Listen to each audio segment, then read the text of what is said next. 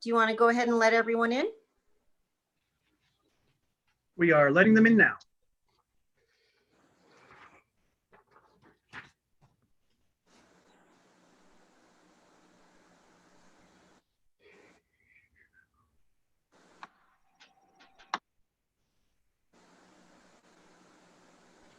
Okay, I think everybody is in.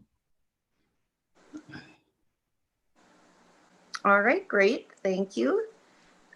This meeting of the Livingston City Commission is called to order. May we have roll call, please? Chair Hoagland, Yes. Commissioner Schwartz,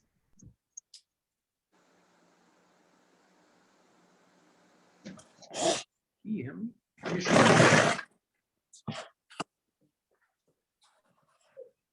Quentin, can you hear? Now I can. Present. Commissioner Freeman, I gotta check my Present. signal. Present. There we go. Better. Commissioner Maybe, Here. Commissioner Newts. Here. Next on our agenda is public comment. Please be reminded that public comment should be limited to items over which the City Commission has supervision, control, jurisdiction, and advisory power. Please state your name and address as well. And if you have a public comment, you can either put it in your name in the chat and we'll put you in line, or sometimes people on phones tend to have problems with that, and just speak up. Say your name and address. Any public comment?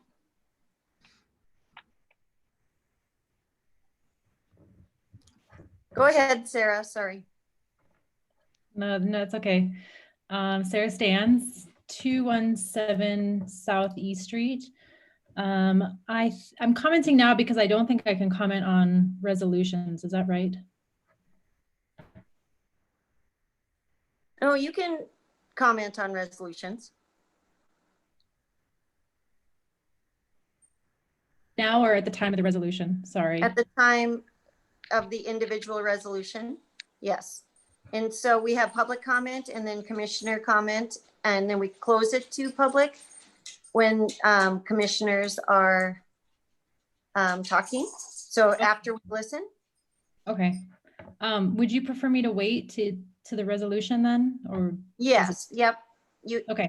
pretty much have to do that. So you want to stay, Yeah. each issue should stay on the issue. Okay, then I will do that. All right, thanks. Thanks. Okay, any other public comment?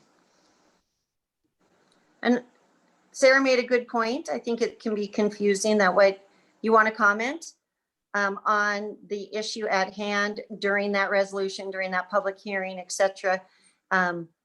And during scheduled public comment, or I should say public comment, you want to focus on other issues that are not further on the agenda. Any general public comment?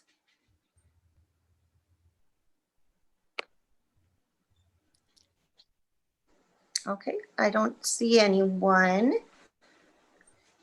or hear anyone speaking up. So we will move on. Next on our agenda, we have consent items A through D. Do I have a motion from the commission on consent items A through D, or any that you would like pulled for consideration?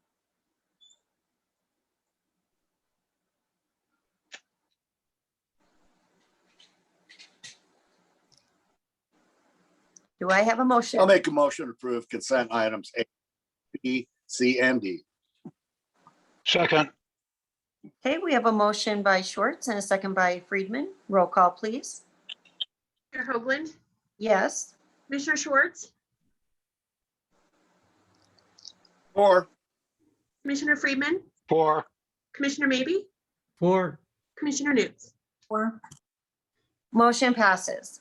Tonight we have no proclamations. We have 2 scheduled public comments. First, we have Bob Ebinger, Chair of the Livingston URA, with 2021 budget presentation. As well as I want to just present to the commission, we have 1 action item related to URA, and I'm wondering if you guys would approve moving that to after the scheduled public comment. Yes. Thumbs up? Thumbs up. Yes. All right. So then we can address the URA section of the agenda at the same time. And then after that, we have a second scheduled public comment, and then the first public hearing has to do with that second public comment or scheduled public comment. So go ahead, Bob. Thanks for waiting. Thank you, commissioners. I'm sorry I wasn't present last month at your meeting, and I appreciate being able to address you today.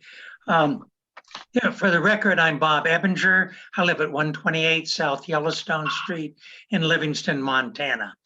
As we have before you, and I think was part of your packet, the URA budget fiscal year 2021, and I can briefly go over it with you. We had a capital outlay of $300,000, which went to the CIP and the bond payment. $185,350 went to the current CIP downtown project, which left the URA with $114,650 in discretionary funds. We broke that down to include the CIP originally included part of residential. So the 3rd Street, the north side of 3rd Street, the 100 block is eligible for sidewalk replacements, of which we would pay for half, and they could finance the second half with the city. In the past, we've had an artistic utility traffic box wrap program, but with the present construction on Park Street, those utility boxes were replaced with new ones. And so we're putting in $5,000 to replace that. There are 5 controller boxes, 3 large and 2 small. This will be a competitive project, and we're waiting to hear from Mr. Storrs Bishop as to whether he would like to do that project. It means rounding up artists, selecting visuals, and getting the wraps made. So we've allotted $6,000 for that project. This year, we're really happy to be able to reinstitute our facade program. That's for facade programs in the downtown historic core. And we have allotted $60,450, and that's a competitive grant cycle, which has been announced and will be closing in April, when we will be considering those applications that will come in. This year, we hired a secretary, Lisa Harrell, and we budgeted 12 meetings, even though we may not meet for all 12. We budgeted that at $100 a meeting for a $1,200 budget item. The flower baskets, which have been part of the URA cost over the last several years, we estimated at $12,000. That was already done for last summer, and the city spent that money. We had we were not brought into that, but in the future, the flower baskets were supposed to be part of a part-time program until the BID could afford to take over that project. And for the fiscal year 21-22, we have to discuss with them as to whether that would be part of our budget or whether they'll take that back. We have here a reserve for emergencies, which I would actually like to call reserve for contingencies, of $20,000 for whatever projects might come up that are unexpected. I do have a project now that has been submitted at the request of Shannon Holmes. He said that in the past, we have done both the garbage cans, the benches with the back panels, and the bike racks. I got a quote from Clark Smith, who has done those in the past, and for $15,290. So what I'm planning on doing at tomorrow's night's URA meeting is an action item on our agenda to see if they approve of us using part of those reserve funds for that project. Since next year, according to Shannon, there's no CIP project, I expect there's going to be much more funding available for the URA. So I think this expense for this replacement of items on the street are within our budgetary capacity. I guess that's all I have right now, unless you have questions about the budget.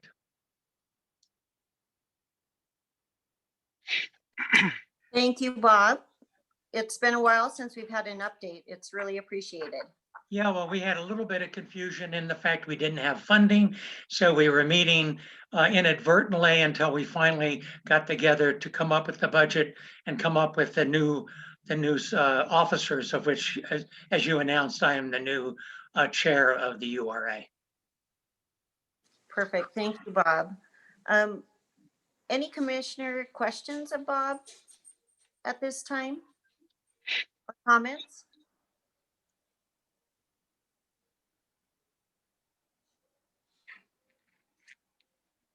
I'll just start. One thing that I've noticed in the budget is we're continuing a lot of the programs that the URA has sort of created right over the past years. And it's great to see the facade program back and funding going towards that, and the sidewalks, which are all things that we've kind of chipped away at as a community. And it's great to see. So we appreciate it. Appreciate the hard work of the URA as well. Well, thank you very much. Up until now, we really didn't have enough money to have the facade program and the sidewalk program back in. So now we have the money, and hopefully, as I stated before, we're going to have a lot more money next year to expand that program even farther and have other reserve funds for other contingencies that might arise within the jurisdiction. Great, thank you. Any other commissioner comments?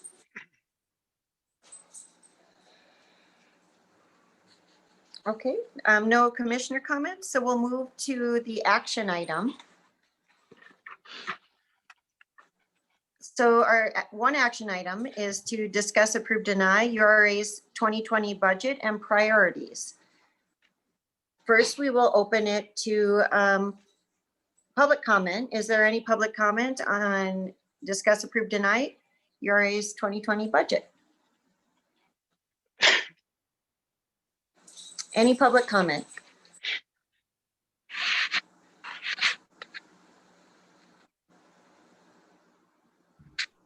I see someone's hand up in the picture. Patricia, do you want a public comment?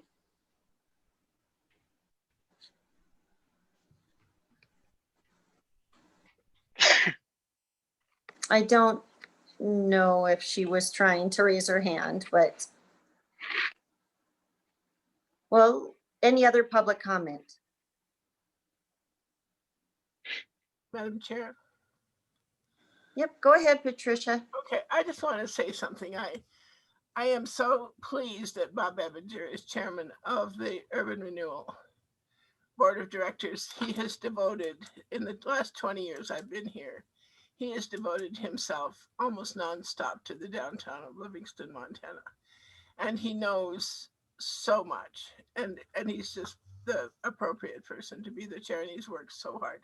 I just want to say that because those of us who've attended the URA meetings really appreciate the kind of dedication that Bob has put in. Thank you. Thank you, Patricia.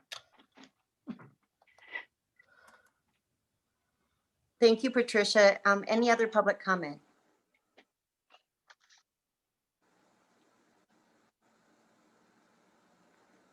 Okay, no other public comments.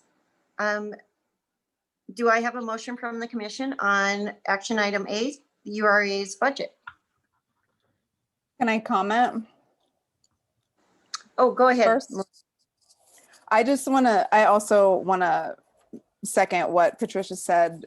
Bob Ebinger, thanks for your decades of service to Livingston. And I'm so excited that you're the chair. And also I want to give huge props to the URA for these projects. I think this is part of maintaining our local culture as a community in a really visible way. And am excited to hear that the URA works with the BID, and I'm super excited to hear about the effective and healthy communication between city staff like Shannon and the boards. I think that makes our boards much more effective and our community efforts more effective. So I'm excited for all those things. And I think these projects sound awesome. I just want to say that I think they're great projects. I'm excited to see them continuing to be funded. Thanks, Melissa. All right, do we have then any other any other commissioner comments? Okay, go back to the motion. Does anyone have a motion on the URA's 2020 budget? I make a motion that we pass the URA budget number A. Second. We have a motion by Friedman and a second by Newts. Roll call, please. Chair Hoagland, Yes. Commissioner Schwartz. Commissioner Schwartz. Skip him. Commissioner Friedman, 4. Commissioner Maybe, 4, Commissioner Newt. 4. Motion passes. It looks like Quentin may have lost the call or the Zoom. I don't know where he is right now. Thank you very much, everyone. Thank you, Bob. We'll keep waiting on Quentin and have him join in as soon as he can. We'll move on to our next public comment. It is Tracy, I think it's Miunes. It's a Anyway, Menue. Oh, not even close. Thank you. Of HRDC to present Miles Building and Sherwood Apartments, affordable housing projects in Livingston. Go ahead, Tracy. Great, thank you. Well, thanks for getting this on the agenda tonight, and obviously for all of your support of housing affordability over the years. I'm Tracy Minue. I'm an associate director with HRDC. And I think first I just want to start off with clarifying. I think that it's always hard and confusing when people read kind of the legal notices that are required for these types of projects, and they become very concerned about what's happening. So I just first want to kind of clarify and lay the groundwork. Both of these projects have been owned by HRDC for a very long time. Miles since 1999 and Sherwood since 2005. So owned and managed by HRDC, and have had property tax exemption since that time as well. So the purpose of tonight's property tax exemption hearing is that HRDC has been rewarded low-income housing tax credits for the rehabilitation, so the renovation of both of these properties. And a requirement of the low-income housing tax credit program is that you place your ownership interest into a partnership that can accept the tax credits. So HRDC will continue as the nonprofit general partner and the manager of these homes. So I always think it's really confusing, but from a functional perspective, there's really no change. You know, from the end user, from our tenants, this doesn't change their rents. This doesn't change the subsidy.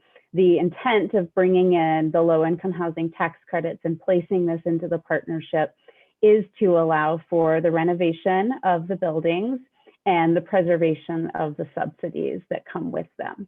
So I just want to kind of lay that groundwork first, because I think people get very concerned when they hear HRDC is selling this property into a partnership. But from a management perspective, it will look very much the same as it's always been. Montana Code Annotated requires a new tax exemption hearing anytime a project is placed into a new low-income housing tax credit partnership. So that's our purpose here this evening. Again, there aren't a lot of changes to the structure of the homes themselves. So the Sherwood Apartments has 49 units and the Miles has 40 units. That's 89 homes in the community. Oh, thanks, Michael.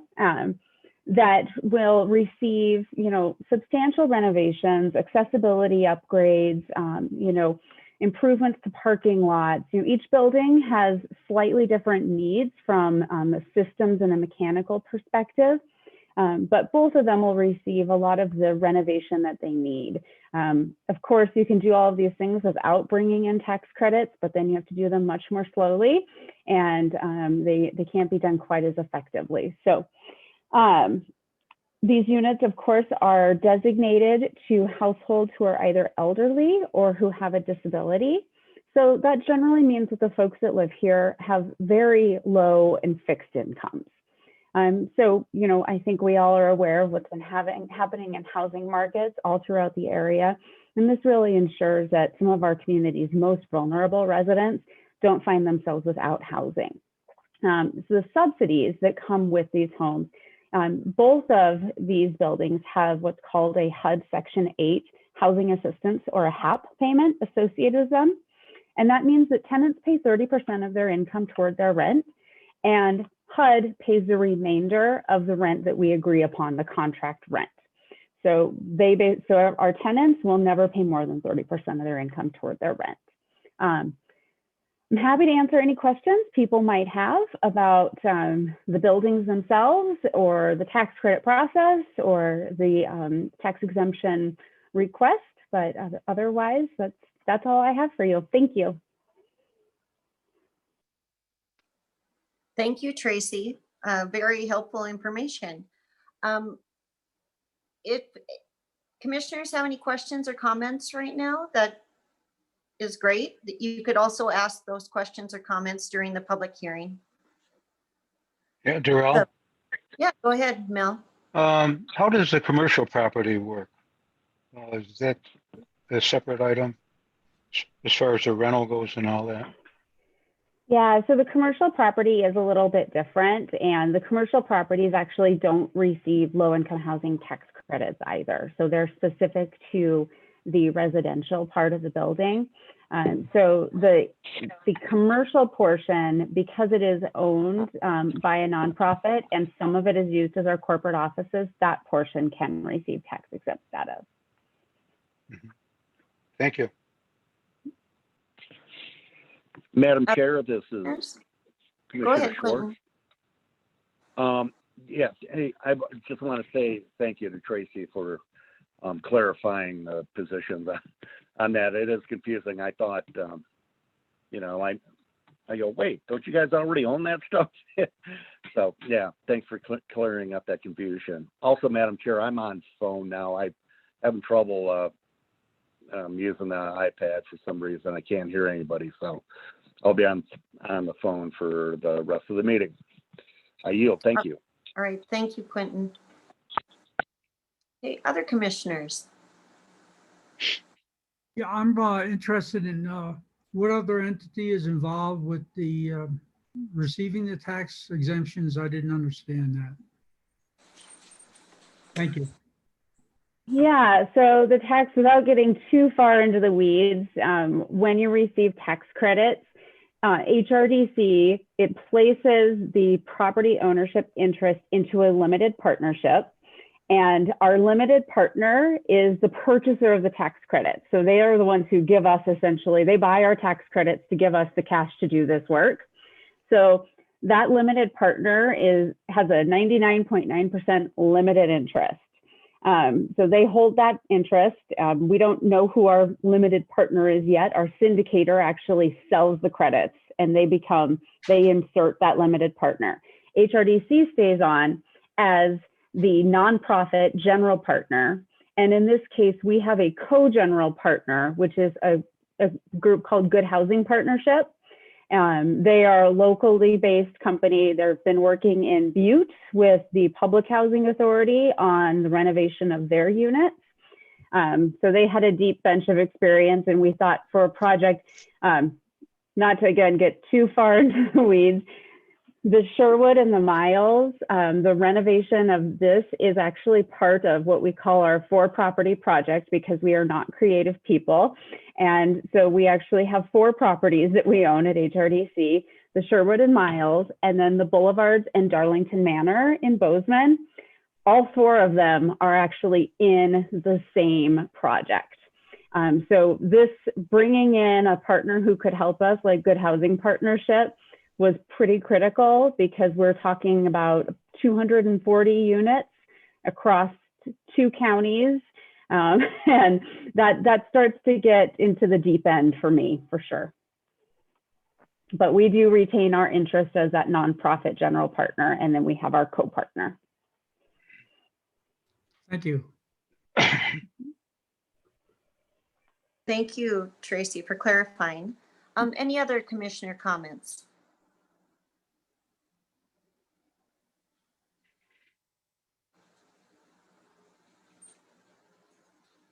Okay, I think we'll just then move on to the public hearing. This public hearing is an opportunity for the public to comment on 2 affordable housing projects in Livingston. So I'll open this public hearing. This public hearing is now open. Any public comment on these 2 projects? Patricia, go ahead. Madam Chair, thank you. As you may know, I've owned a rental building in downtown Livingston for the last 20 years. And one of the things I've learned, and I'm president of the Downtown Building Owner and Business Association, and one of our priorities is to do intelligent parking planning for the downtown to include we did a survey. We have 310 plus apartments in downtown Livingston, and we've done no planning for them. And so if someone is low income and they get a $20 parking ticket because they parked in front of their building and there really wasn't sufficient parking in front of their space, then it eats into, the original philosophy of that kind of building, which is for low income people to have a place to live. Both the Parks and Trails and PCEC, for example, are interested in, and we have money to have a man named Dan Burden come and analyze our parking lots, analyze housing for downtown, housing for downtown bicycle paths through downtown Livingston, as well as regular parking. He is the man who designed Whitefish and other, really, he's an internationally recognized parking planner. And I feel it's absolutely essential when we go to renovating these buildings and we take a serious look at the lives of these people that are living in these buildings. It is our obligation as a city to plan for reasonable parking for these people. And there are a number of buildings as well who can provide affordable housing in the future that will also need parking for those houses, those buildings. There's about 3 that I know the upstairs could be changed into really affordable, wonderful, walkable downtown apartments, which is really wonderful for our senior citizens as well. So I would encourage the commission to work with these various groups that really are seriously looking at parking for affordable housing in downtown Livingston. I think that's essential as we move forward, and I would ask HRDC to start conversations on this. I know the Downtown Building Owners and Business Association would love to meet with anyone on this as well. Thank you, Patricia. Any other public comment?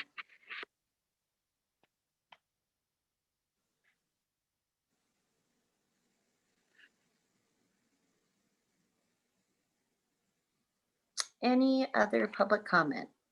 Double checking.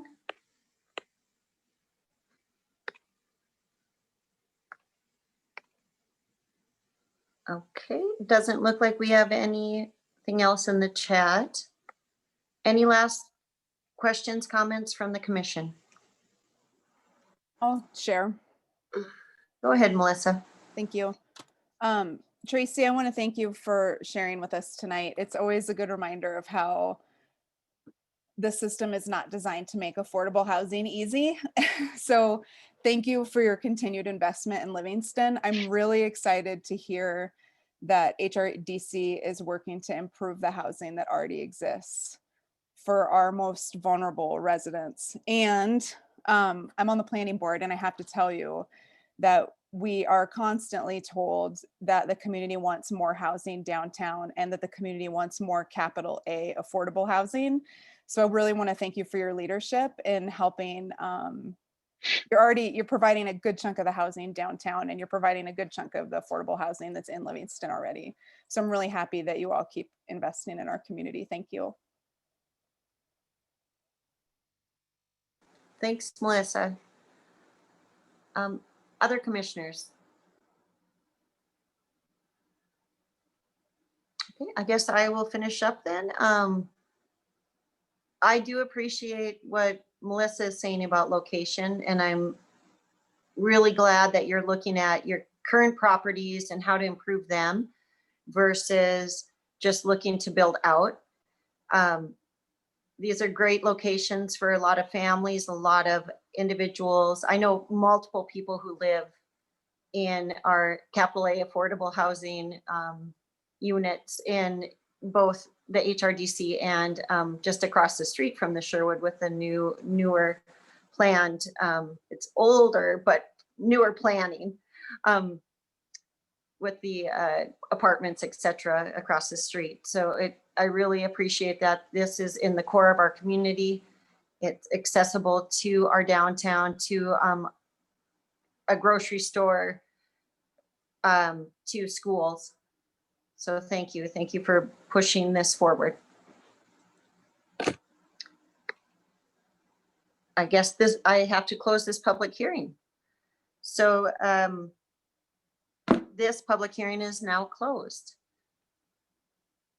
So we will move on. Thank you for the comments, and we'll move on because there's no decision on this. This is just more about information and asking questions. So we can move on to our ordinance, which is, we have two ordinances tonight.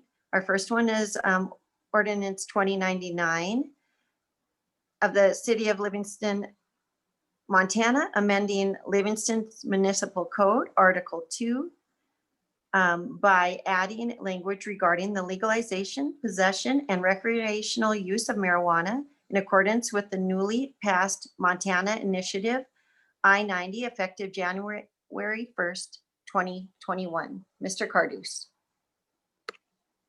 Thank you, Madam Chair. So this is the second reading of this ordinance. We have discussed it once already, but I did want to share with you some of the changes based on your feedback.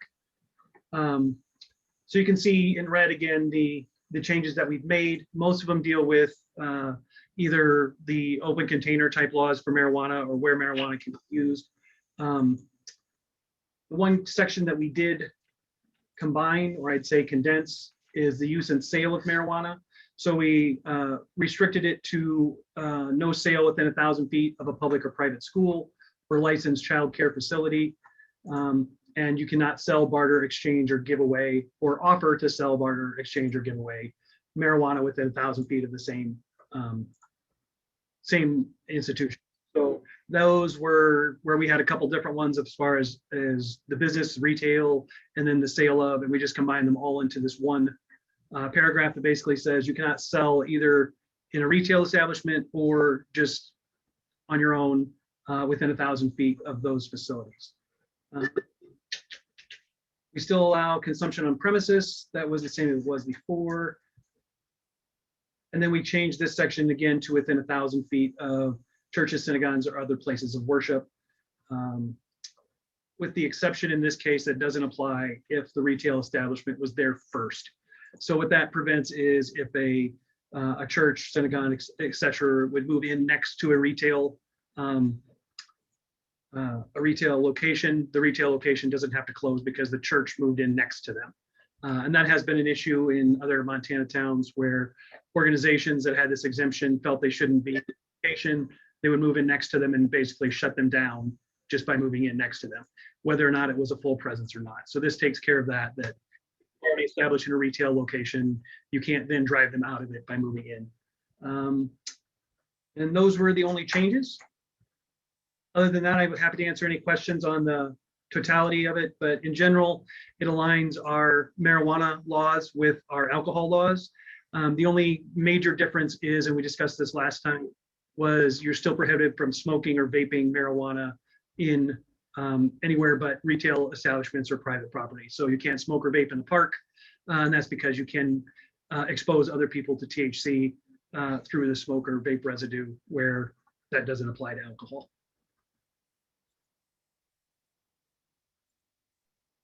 Okay, thank you very much. Let's open it to public comment on ordinance 2099.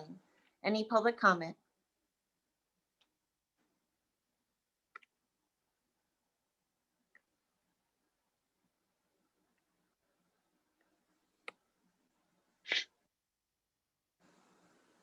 I don't see anyone's hands or in chat. Any public comment? This is Daniela at 705 Lockhaven Drive. I just wanted to clear up that this was just about the cannabis and not hemp. So those using hemp and those using cannabis, is the process going to be the same for those who use hemp in the public areas, or is it going to be the same as cannabis? Madam Chair, if I can.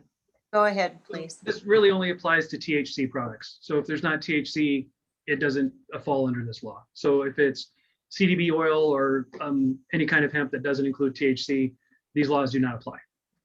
Okay, that's what I wanted to know. Thank you. Thank you, Daniela. Any other public comment? Okay, we'll close it to public comment and commissioner comments or questions. Go ahead, Melissa. First, thanks, Michael, for making the changes for us. I think that's a lot more clear with the distances now. There's one thing that jumped out to me as being slightly, I don't know, not as clear as it could be. So it's on page 26 and page 27 under 10-8. It just looks redundant. I don't know if Faith can pull that up for me. But basically under A, it talks about it being unlawful to drink beer or liquor or consume marijuana in any form upon any public street, sidewalk, or alley in the city. And then under C, thank you, Faith. And then under C, it says marijuana will not be consumed by smoking, vaping in public places / buildings except in a licensed marijuana retail facility. I believe, it's my opinion, that it would be slightly more clear just to remove the marijuana section that was added from point A, and then under section C, adding the part about sidewalks, like public streets and public sidewalks and public alleys. Under C. I just think it would be a little bit more clear. That's what I would like to see changed. So Madam Chair, can I explain the difference? Yes. So that we can certainly do that, but it would significantly change the rules. So the difference being, first one is only applicable to streets, alleys, and sidewalks, and it includes marijuana of any form. So it means you can't have edible marijuana while walking down the street or any other form. So it's not just related to smoking and vaping, but it is restricted to only streets, alleys, and sidewalks. So the big difference between that, say, and Sacagawea Park is you can have alcohol in the park or any of our parks for that matter. There's no restriction on that.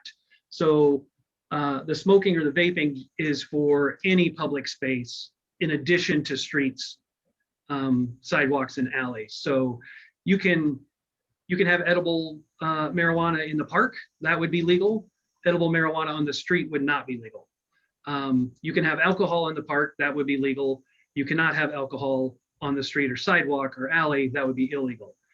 Edible marijuana would be legal in the park, but not legal on street, sidewalks, and alleys. So we can change it. It would just change where you could do those things.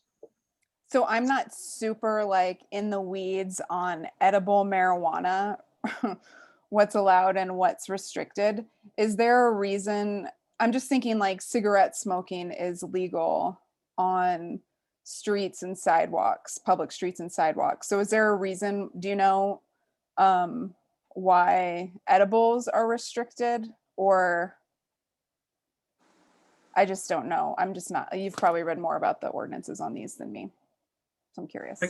I can provide the rationale behind it. Whether or not you agree with it's a totally different item. That's fair.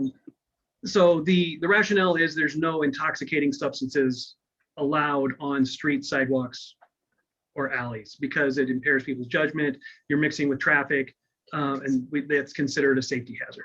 So that's why any intoxicating or altering substance is not allowed in those areas, whether it's no matter what form it's in.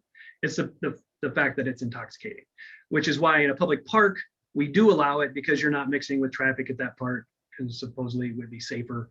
That's all debatable and how you want to look at it.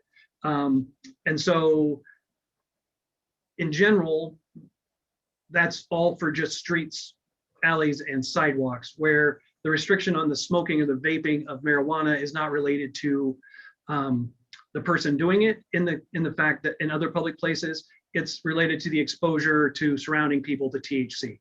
While smoking also is a health hazard related to surrounding people, and that could be addressed separately, and how we wanted to do that as far as smoking went.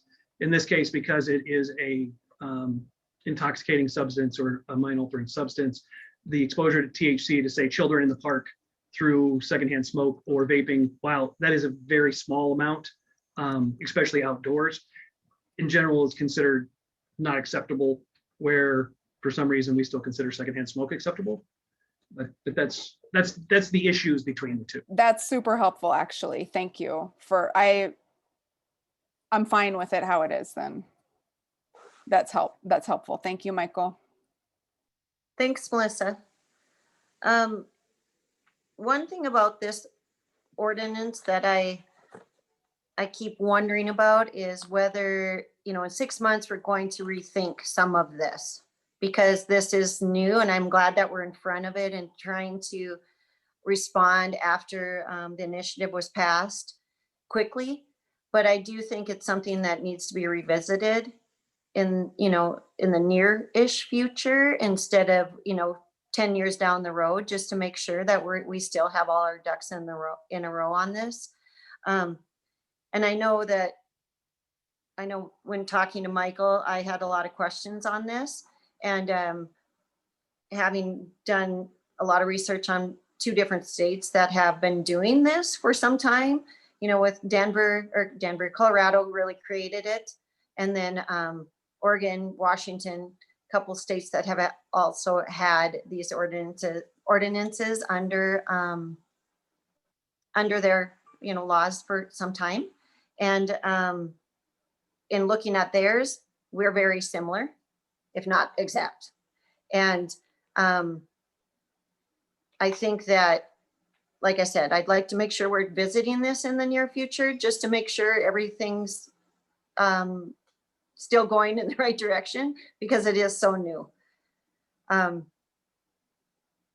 So anyway, that's my thoughts on it. But overall on the ordinance, I think the improvements and the kind of streamlining it is good as far as what we cut out. Any other commissioner comments?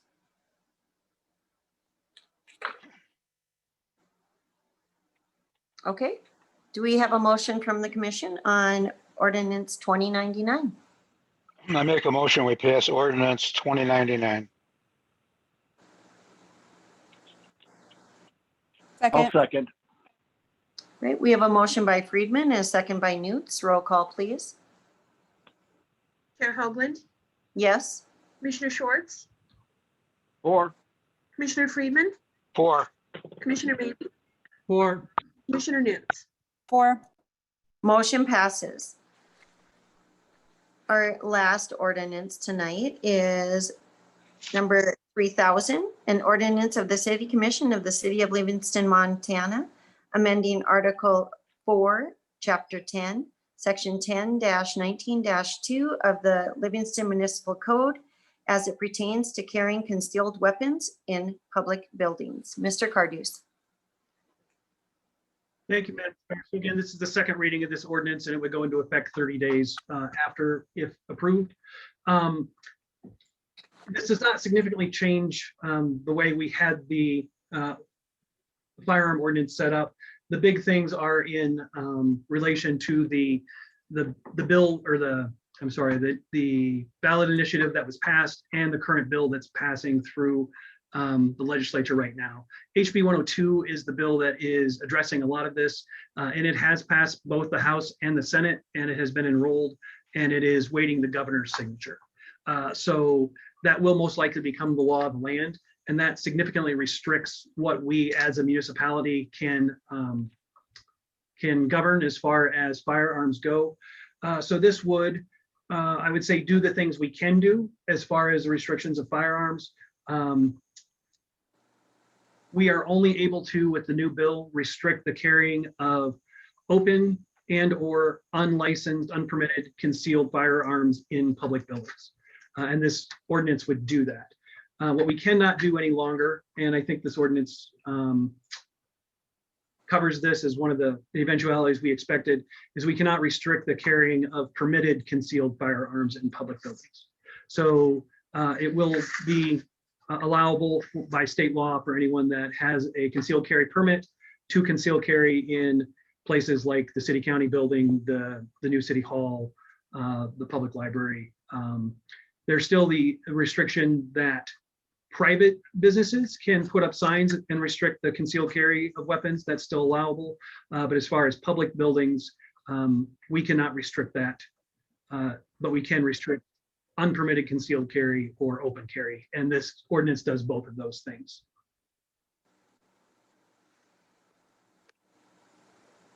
Michael, I'm going to just ask a clarifying question. So we can restrict, say that last sentence,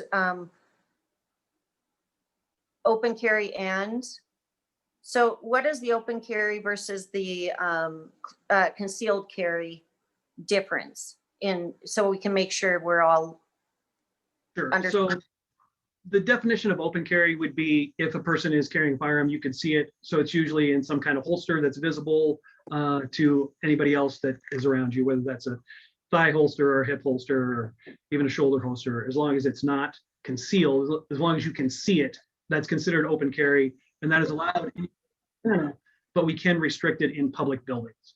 And this ordinance would do that. Concealed carry. So it's allowed where? It cut out for a second. It's allowed throughout Montana. I think it's one of the basic rights in the state law is open carry, but we can restrict it in public buildings. So this ordinance would restrict open carry in public buildings. And then if you don't have a concealed carry permit, you would also be restricted from concealed carry or from carrying it somewhere that the public couldn't see it. Okay, thank you for clarifying. So let's open it to public comment. Is there any public comment on ordinance 3000?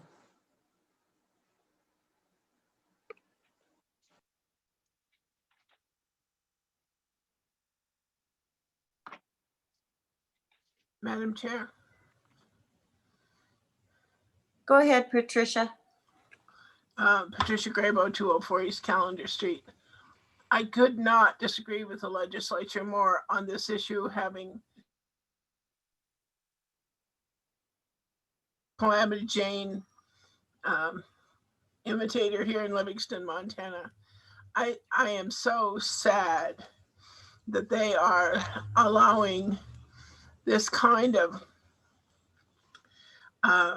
carrying of weaponry. I'm just having to say, as a private citizen, how much I protest the decision of the legislature on this. And I think that any way that we can restrict or allow keep an eye on, especially people who are public and as in the case of the woman who imitated Calamity Jane, she had 4 permits for firearms as well as three knives. And she would go to city commission meetings with these things. And she was actually dangerous, I felt. So at times. And so I just feel like we should be protecting our public buildings. And I'm just so sad to hear this in place. But I guess this city has to go along with it. I'll do whatever I can to lobby against this. Thank you. Thank you, Patricia. Any other public comment? Madam Chair, Bob Go ahead. Ebinger. Yep, go ahead. Yes, several years ago during a farmer's market, someone came with a holstered gun that made a lot of people very nervous, and they were asked to leave. I guess under this new ordinance, that would be perfectly legal. Am I correct? Michael? Those are probably some of the details that haven't been ironed out yet, but I would say because it's a public area and it's not a private function, you would not be able to ask them to leave. Because they're allowed the right to carry it in public spaces in the city or the state. So they could carry either open carry or concealed carry. But those are some of the issues that will have to be ironed out as this new law works its way through. Yeah, that's very disconcerting to me because the number of children that are running around, and if parents are very nervous, it may do detriment to having a farmer's market. Thank you. Thanks, Bob. Any other public comment?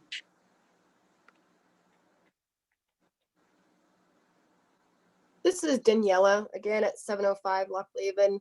So with those concerns, is there any plan on how to, I guess, nurture that concern that if there is a public setting and there's someone carrying their firearm and there's other concerns, how will the city handle that? Michael, can you help answer that, please? Sure. So some of it depends. Obviously, if someone's concealed carrying, no one's going to know, which I guess has its pros and cons. So concealed carry by license or someone that has a concealed carry permit is probably not an issue the city will address, mainly because no one will know about it. Now, if someone is open carrying in a public setting, again, if it's within the state law, there's nothing the city can do about it. Obviously, we'd be aware of it, although there's a lot of open carry that already happens. You see it occasionally. So that part isn't new or different. That's how it always has been in Montana and continues to be in Montana. Really, the only change to the state law is the fact that we are not able to restrict permitted concealed carry in public buildings. That's the new portion, or anywhere else in the city. That's new, but the open carry is no different than it has been. Okay, thank you. Thanks, Daniela. Any other public comment?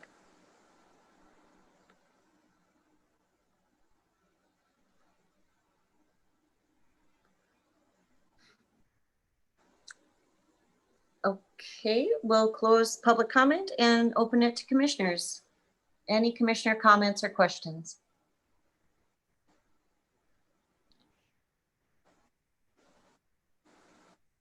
Go ahead, Melissa. So, Michael, I have a question that kind of gets at, I think, some of these concerns from the community, which I share. Just within the last couple weeks, I had somebody, not in Livingston, but somebody imply that they were going to murder me with their concealed weapon. So that's not exciting. And I think, you know, I think that gets at some of what the questions from the community are, which has to do with like intimidation. So do we have any sort of ordinances or laws about people intimidating other citizens and threatening violence with weapons? Is there anything like that on the books? So if that actually happened at a public meeting or that happened just when people were out and about in town, there would be some sort of recourse for those who have been intimidated? The short answer to that is yes, there are ordinances as well as state laws that prevent threatening, especially threatening deadly force. But, and kind of, and this gets to be a little nuanced, Montana is one of the few states that does allow brandishing of weapons, meaning but that's for a purpose of self-defense, not a purpose to intimidate. But if you're in a situation where you feel you're threatened and you are carrying a weapon, you could show someone the weapon to say, hey, I don't want any trouble, let's go away. So that's legal in the state of Montana, but threatening someone with a weapon is not. And there's a fine line there, and it can go back and forth depending on how things are happening. But yes, the easy answer is yes, there are laws that we can use to enforce and prevent that kind of behavior. Michael, can I just ask off of that question, Melissa, if you don't mind? So is it considered, so if someone's open carry, they reach for their gun, just put their hand on it, is that considered a threat if it's in the wrong setting and for no reason other than to look threatening? I think that would probably be exceptionally hard to prosecute if they don't unholster the weapon. There's nothing that prevents them from touching it, handling, readjusting it. That would be something that would be very difficult to prosecute. If they draw a weapon, that's an entirely different story. There would have to be a reason for that in public, and then it would be a much cleaner, well, it's still not going to be easy. All those cases are muddy, but it would be much simpler if someone draws a weapon versus someone touches a weapon. Okay. All Do I right. still have the Melissa, floor? go ahead. Thanks. Go ahead. I just wanted to, I mean, there's no good solutions here for when, if somebody's going to do something harmful, they don't care about the law, obviously. But just to be clear to the community, I mean, there's always an officer at the commission meetings when we're in person. And it seems like there's usually some sort of patrol people that come through or drive by or near the farmers markets and other public gathering places when we're, not that that's going to like be a guarantee that everything's going to work out perfectly, but do you have anything you would want to add to that, Michael? Like, I would just add that this doesn't really change anything. So I wouldn't expect anything different than it's been in the past. In general, people can carry open in the park, people can carry open along the trails, and you just don't see a lot of it because it's generally not, it makes people uncomfortable. So most people won't do it. Some people do, especially if you're hiking in the mountains, people want it for mountain lions or bears or whatever, although I wouldn't shoot a bear with a handgun. In general, I wouldn't expect any huge changes based off of this law. It hasn't really changed fundamentally any of the firearm rules as far as public settings go. It really just changes what we can do inside public buildings. thank you. I yield. Thank you, Melissa. Any other commissioner comments?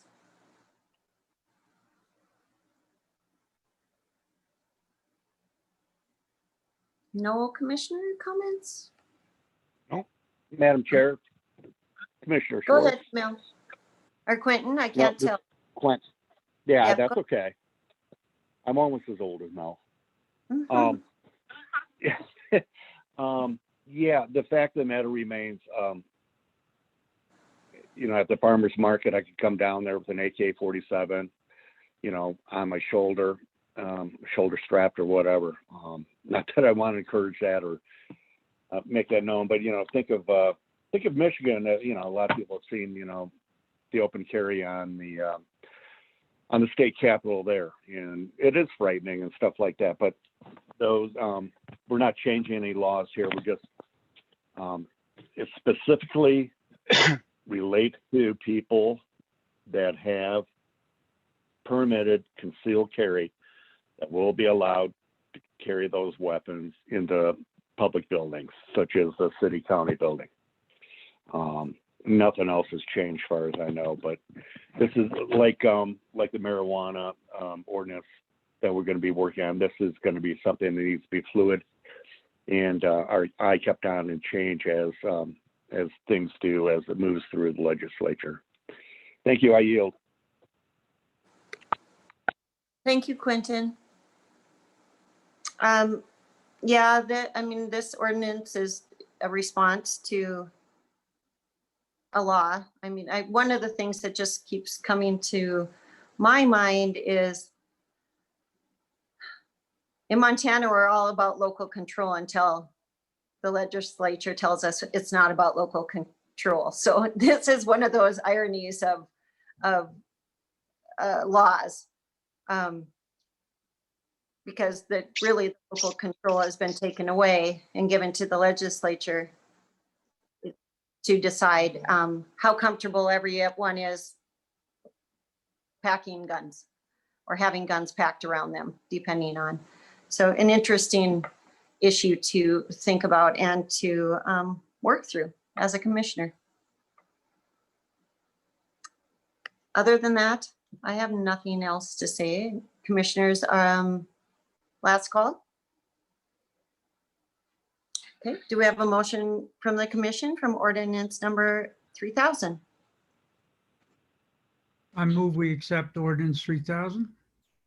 Second, We have a motion by Maybe and a second by Friedman. Roll call, please. Chair Hoagland, Okay, Commissioner Schwartz, 4. Commissioner Friedman, 4, Commissioner Maybe, 4, Commissioner Nunes. Okay, next on our agenda, we have quite a few ordinances. I'm sorry, ordinances, resolutions. Our first resolution is Resolution 4941, a resolution of the City of Livingston, Montana, of its intent to annex certain land which are contiguous to the City of Livingston and are described as 1 Pronghorn Lane, 5 Pronghorn Lane, and 1 Pronghorn Drive, and 5 Pronghorn Drive. Mr. Cardus. Thank you, Madam Chair. So again, we finished some of the first annexations that we were talking about when we originally talked about I think about 13 annexations to clean up holes in the city. This is our next tranche of those. The ones on Pronghorn Drive are interesting. I'll share the screen with you in just a moment. So you can see here the area we're talking about. You may wonder where Pronghorn Drive is. That's a good question because it doesn't actually exist. If you can find it, it's this right of way here, which actually is railroad right of way. It's not a street. There's no access from the street. There's not a curb cut there. At least I don't think there is. But these are the two properties that we're talking about that are on Pronghorn Drive. So it's RPM Motors here on the corner, and then one residence here on the back. Those are both currently county. They were left out of the ordinances or the annexations when we went through it. It's probably a good time to bring those into the city. I believe, and Shannon can verify this, that they're both on city services, and they are both wholly surrounded by other city properties. I think there's a couple benefits to that. I have gotten several complaints about the way the vehicles are displayed along the street, that they sometimes stick into the street. Again, when they're in the county, there's nothing the city can do to enforce that. And we are getting to the point where improving the sidewalk system here is going to be important as we significantly increase the number of people that live in the area with the Eagles Landing development. So these are the two properties that we're speaking of. And you can see that this property on the end technically has no access to a road except through the railroad right of way, which is an issue we'll have to address at some point. Technically, we do have a road right of way, I think right here on this boundary, but you can see that it's trees and cars and fences. So that's where the road is supposed to be. But this is left over from when it was annexed into the county. So I'd be happy to answer any questions on this particular area. Thank you, Michael. Any clarifying questions before I open it to the public? I have a quick question. Go ahead. Michael, can you show us, like, I'm guessing there's utilities somewhere under these roads or under this where there's not a boulevard and there's cars. Can you show us what the boulevard equivalent would be on that property? Or I'm having a hard time getting my head around like where the city has access to for utilities. Do you know what I'm getting at with my not a great question? I think so. I'm going to bring up a map that will at least answer some of the utility questions. Let me see if I can get it to the right spot. And let me share my screen again.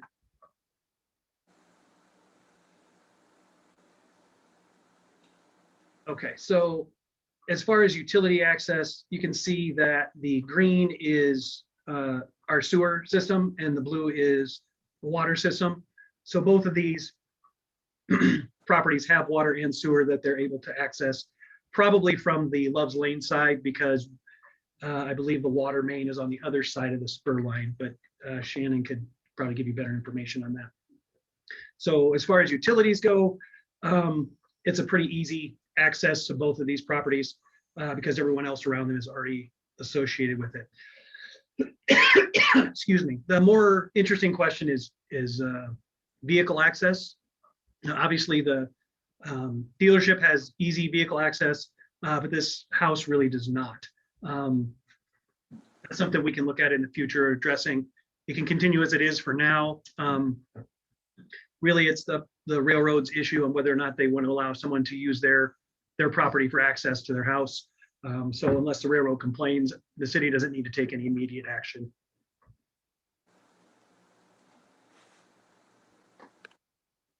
And is And that is- okay, Melissa?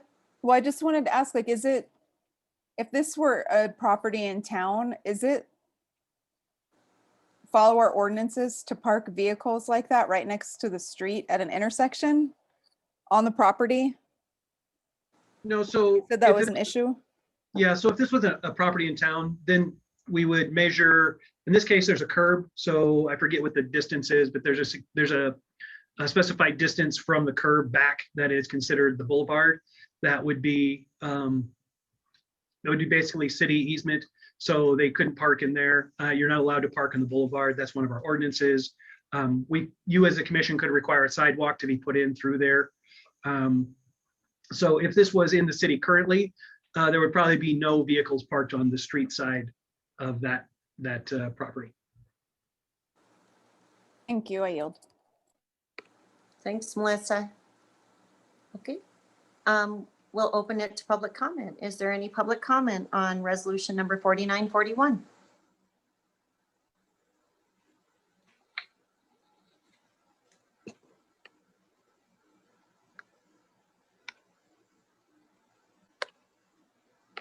I don't see any hands up. Any public comment?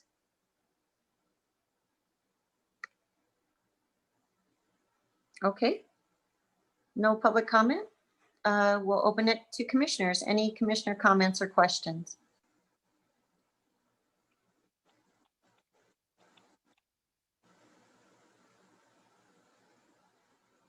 I have one. So in regards to changes in, our laws and ordinances that would impact this property, I'm assuming they have understanding of those changes and how it will impact their business. So they have been notified of the annexation. I'm not sure if they've asked any questions on how it affects them. Obviously, they could look through our ordinances and see what the requirements are. And they certainly are welcome to call either my office or the building and planning to determine how it would affect things. But I don't think we have heard from either of these property owners to date. Okay. All right. Other than that, that's my only question. I know we've been talking about annexing some of those weird bubbles and making it more contiguous, as it says there, throughout the city. So this is just one of those annexations. Any other commissioners? Okay. Do I have a motion from the commission on resolution 4941. Oh, by the way, let me Madam- restate this before you make the motion. This is the first resolution of intent, and then it will come back as a public hearing as all annexations do. Okay, so to move this resolution of intent forward, do I have a motion from the commission? Madam Chair, I make a motion to approve resolution 4941. Second. We have a motion by Schwartz and a second by Maybe. Roll call, please. Chair Hoagland, Yes? Commissioner Schwartz, 4. Commissioner Freeman, 4, Commissioner Maybe, 4. Commissioner Nudes. 4. Motion passes. I think we do need to take our break. We take our 5-minute break at the hour and a half, and we are, oh, we're not, sorry. Forget me. Sorry, we're actually moving faster than I thought. Sorry about that. We'll move on to resolution number 4942, a resolution of the Commission of the City of Livingston, Montana, authorizing the city manager to accept the bid from Montana Correctional Enterprises for furniture for the new city hall building located at 220 East Park Street. Mr. Cardus. Thank you, Madam Chair. So I'd like to start by thanking John Adele from the Montana Correctional Facilities. They've done a great job of coming out and really going through our spaces and working with us to determine, one, what we need, and two, pricing it as well as they could. So this contract is with the correctional facility. They will probably take a couple months to produce the furniture, but this will provide office furniture for all of the offices in 220 East Park Street. Obviously, there's no office furniture that comes with it. So this does not only the offices, but the common rooms as well as the reception areas. Should cover all the furniture needs for quite some time. One of the questions I get often is why aren't we reusing our furniture? And the answer is there's very little furniture to reuse because this is an expansion. The offices we are leaving will be occupied by other people. So we can't take the furniture from one and then we'd have to just buy new furniture for wherever we took it from. So it's because we're expanding the city office spaces, not moving the city office spaces. Now, there are some places we're moving from. Most of that furniture is 20+ years old and is not reusable at this point, and still can be used in some of those places, such as the Public Works building. Finance is somewhere we might be able to move some of the furniture, but it's probably not going to fit in the spaces because it was made for a different office space. So those are some of the common questions I get on it. This will cover all the furniture needs for the foreseeable future. I don't see any additional furniture that would be needed. There might be a piece or two here or there as we move into the space and realize that we didn't have quite the right stuff, but as far as any significant purchase goes, this will be the only one we need. Oh, and one more thing, I didn't address where the money's coming from. So this is projected or suggested to you, recommended that we finance this through general fund reserves, not through the CARES Act fund that we were talking about previously. All right, thank you, Michael. Unless there's a clarifying point or two from the commission, we will open it to public comment. Any public comment on resolution 4942?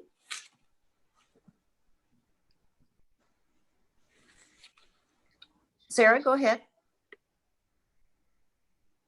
Thanks, Madam Chair. Sarah Stans, 217 Southeast Street. So I think the question I think I had with the procurement of goods and services for the new city hall was just to wonder, how the city deals with local procurement policy, and just maybe, do we have a way or a method to prioritize local businesses, where it's possible, so that there's options for locally made furniture, perhaps secondhand furniture, Hidden Seekers office furniture, UFS, both located in Bozeman. And then just from a cost savings perspective, as well as environmental impact point of view, And then I don't know much about correctional services. And I know that they do, provide a lot of materials and furniture for universities. I think on this point, if the city commission or the city manager can clarify what these procurement policies are, and then if local businesses carry or heavier weighting for selection, for instance, despite the costs, so are we just going for the cheapest bid, or are there other things that they take in consideration? And if our local services and businesses have been exhausted, or they just came out to be just way too expensive on some of these items, or if even some of the items could be split. So it's just a question, and trying to really help stimulate local businesses, because I know everyone's taken kind of a hit during COVID. And then I think one thing that I'm not really clear on, and with the correctional services and the service labor, I know that, it's really low cost, and so you do save a lot of money. However, it does feel a bit exploitative. And is there a risk that these prices outcompete and undercut our local suppliers in any way, who do pay a fair wage or do have, overheads that might be a little bit more expensive? But perhaps our policy does put our community first over these savings, and some feedback on that would be really appreciated. Thank you. Thank you, Sarah. Michael, can you talk about our process, our bid process and procurement, as Sarah asked about, and how we put things out to bid and our process to look at local entities first? Can you please explain that? Sure, and I'll kind of address all the contracts. So just as a general policy. So the city commission has never passed a specific, I'll say a mandatory policy for how that's done. And the city does not have a written policy on how that works. But as far as the staff goes, our rule of thumb, or how we've addressed these, are we try to buy local first. And for most things, I think you can see that if you look through our claims at the beginning of most of the meetings. You'll see we try to spread it out across the businesses in town to provide city business to as many as possible. When it comes to larger projects or larger purchases, what we try to use as a rule of thumb is 10%. If a local provider is within 10% of an out-of-town provider, we'll usually go with them.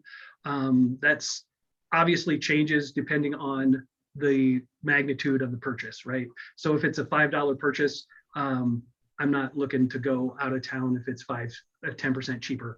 But likewise, if it's a $50,000 or $60,000 purchase, a difference of, well, actually, if it's a couple $100,000 purchases, so you're talking differences of $10,000 to $20,000, then it may be less than 10% when we go. So it's a moving target. It's somewhat subjective, but our basic rule of thumb is if we can get it done for 10% more expensive in town, we will do it in town.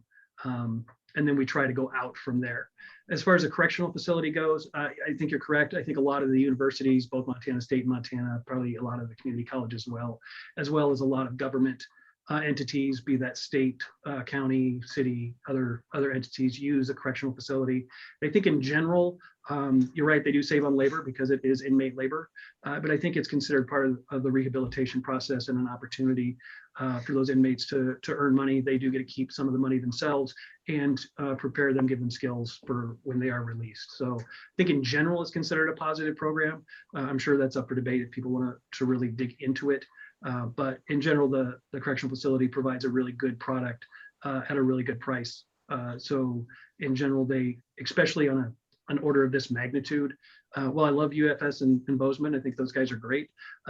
One, they don't have this quantity of furniture, and two, they're actually really expensive.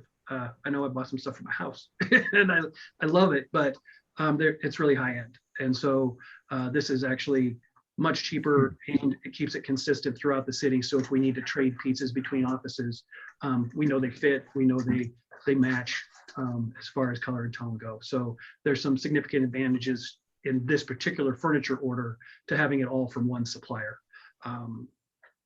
especially the fact that we can do it through the correctional facilities. I think I got most of your questions. If not, please ask again and I'll try to answer more. Sarah, did he answer all your questions? Yeah, he did. All right, I appreciate that. And yeah, thank you. thank you. Any other public comment?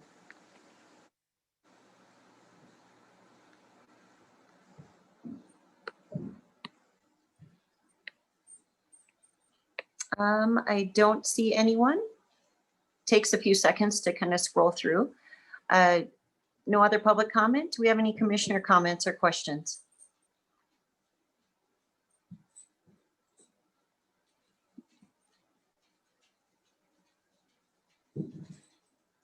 No. Oh, Melissa, here. go ahead. Yeah. So I'm curious, like how many other companies or groups did we get bids from for this project? For the furniture specifically, we didn't really have anyone other than the correctional facilities, just because of the magnitude of this order. So I guess I would really like to see, I guess if we need to, as a commission, get a written policy on how we do procurements. I think it's really important to prioritize Livingston. $62,000, and this is just one expense coming before us tonight. I think the total is somewhere close to 200,000. I think it belongs in Livingston. I think we should be prioritizing keeping the money in our own community before we send it out of our community. And I mean, there's sofas on here, there's kitchen countertops, there's furniture. We have places that sell these things in Livingston. And I understand that it's a little more work to get more contracts, but I think that our community is worth it, and we're really hurting during COVID times. A lot of our businesses are hurting, and I think it makes most sense to start with Livingston. And I do, as Michael alluded to, I do think that there's things worth debating about whether or not we should be giving money to prisons for furniture. So I think the simple thing is to start local. And I would really like to see a bid from local businesses. Thank you, Melissa. Any other commissioner comments?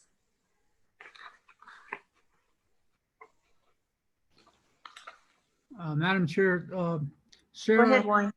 Sarah had also sent around an email regarding running some of these decisions or all of them past the Conservation Board. I, for one, have questions about the viability of the economic viability and the practical viability of solar energy at this latitude. I think that running something like that past the Conservation Board, where I'm sure there is some expertise, could at least make me feel more comfortable about it. I've read several valid bits of information that it gets kind of iffy this far north. Again, the practicality of solar. And just in terms of the overall decision making, I would feel a lot more comfortable if someone well versed in that, and I'm open to both sides of the decision,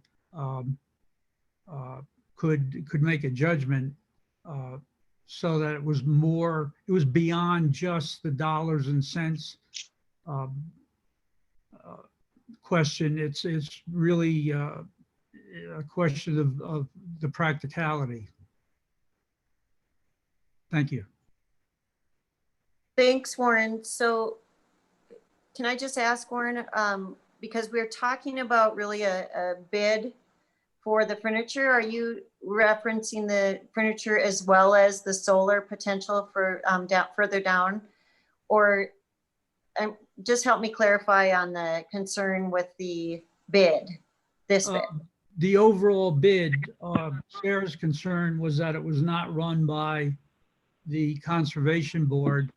Okay, Which basically would cover all the items, not just the solar. I selected that one out because that's the only one that, to me, is the most questionable. But the running it by the Conservation Board, again, would apply to all the items.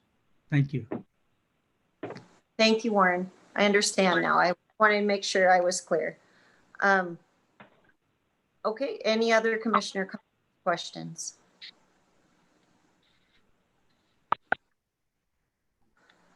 I guess I will ask then, Michael, that question was brought to us by a couple different people, just on the role and responsibility of the Conservation Board in something that I feel like we're talking about like apples and oranges in some of these situations, but we added the Conservation Board to our community input gathering capabilities, I guess. But what is the Conservation Board's potential role in this project? Because this is just part of it with the bid or with the furniture. So as far as the furniture goes, I'm not sure there's a significant role for the Conservation Board. I think that would apply to paint and flooring as well. As far as the solar goes, I mean, they're more than welcome to review the proposal. I think Michael's seen it, the chair of the Conservation Board. You know, if there's a different way they'd like to go with that, they can certainly suggest it. But I think as we go forward with this, I think these are the first items that we need for the building to get it up and running so that we can move out of the finance office and save the rent that we're paying per month. And we're paying almost $1,700 a month in rent to the finance office. So it'll be significant savings by being able to move out and into the new space.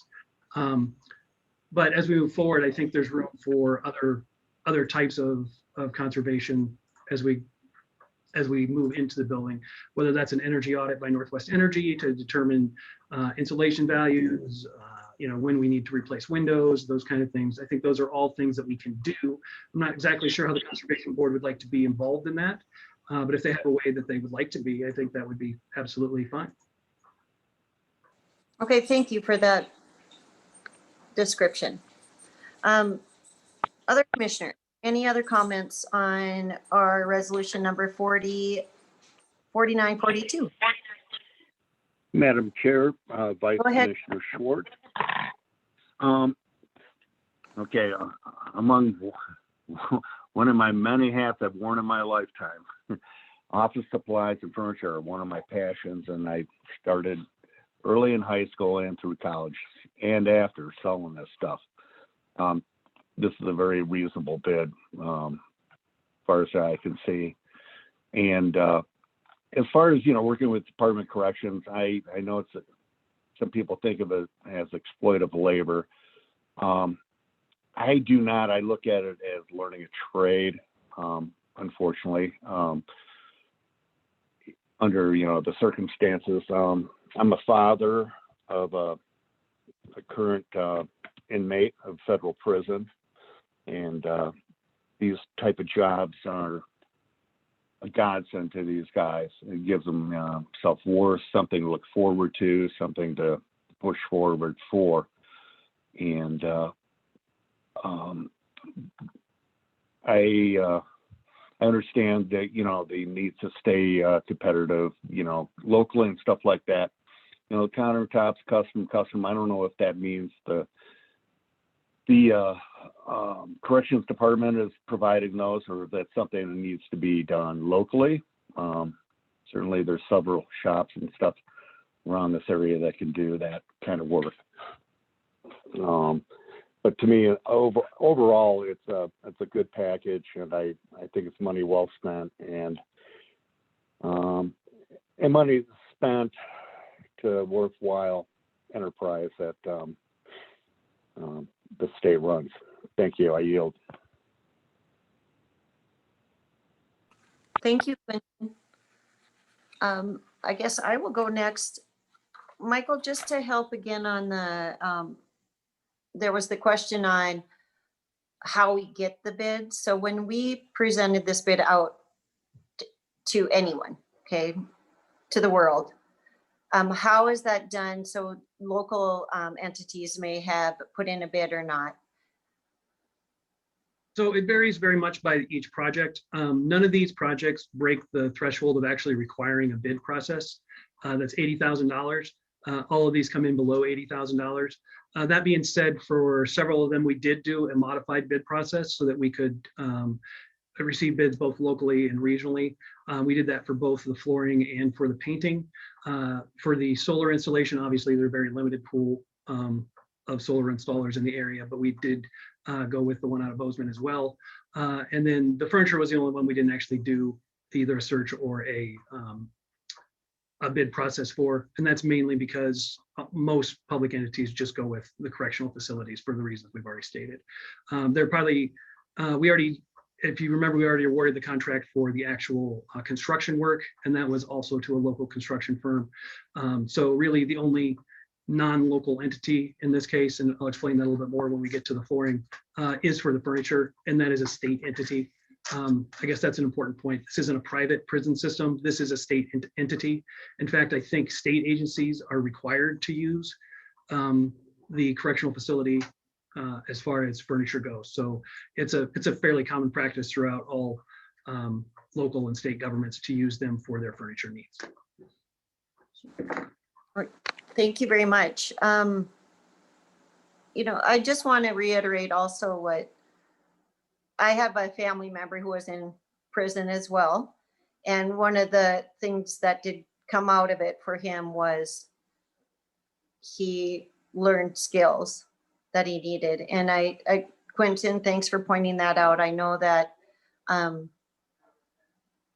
there is, you know, I wouldn't say that all of them are good at skill building of their prison inmates, but I know in the past the schools have had this furniture. They're very accommodating to the local needs and to the need of the district, the need of the business, to the need of the college. So I am not against the state correctional facility having a bid in for this project. I think it's local in Montana. I see value in the skill building for the inmates, and the designer in me is a little picky though on how it may look. So I might give feedback on that a different day. Okay. Like what color is the wood stain, etc. Will it match the paint? Okay. So other than that, do we have any other commissioner comments or questions? I agree with you, Madam Chair, on that. Yeah, especially from a design standpoint and stuff like that. But yeah, it is a public entity. It's not a privately run facility, and sometimes that's good, sometimes that's bad. It depends where you're at. I can go into a long debate about that, but I think it's money well spent and spent in the right area and to the right entity.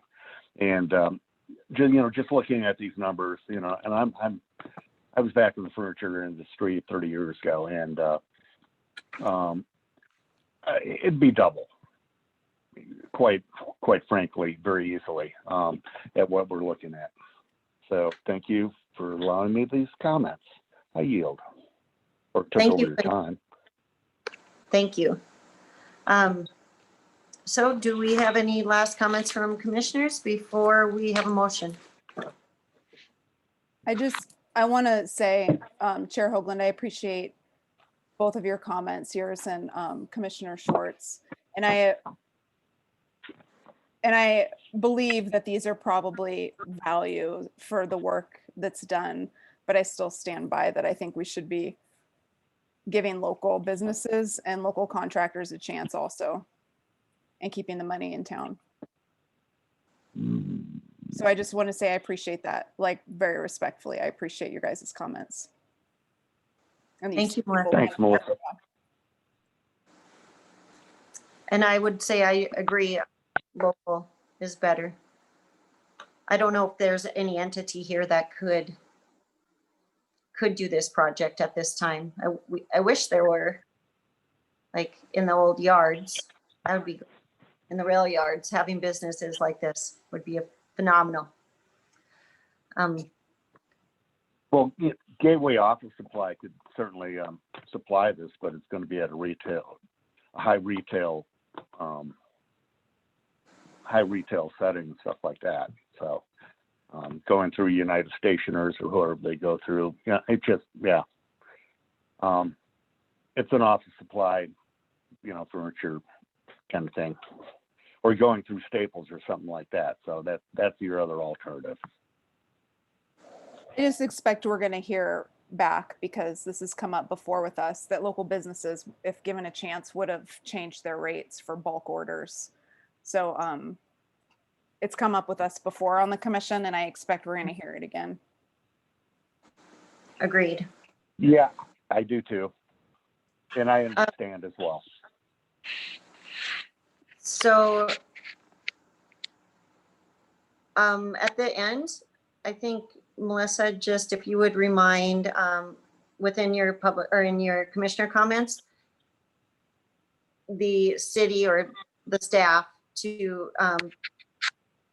possibly put this on a future agenda as far as the procurement and that process and procedures that you mentioned. Sure, I can do that during comments.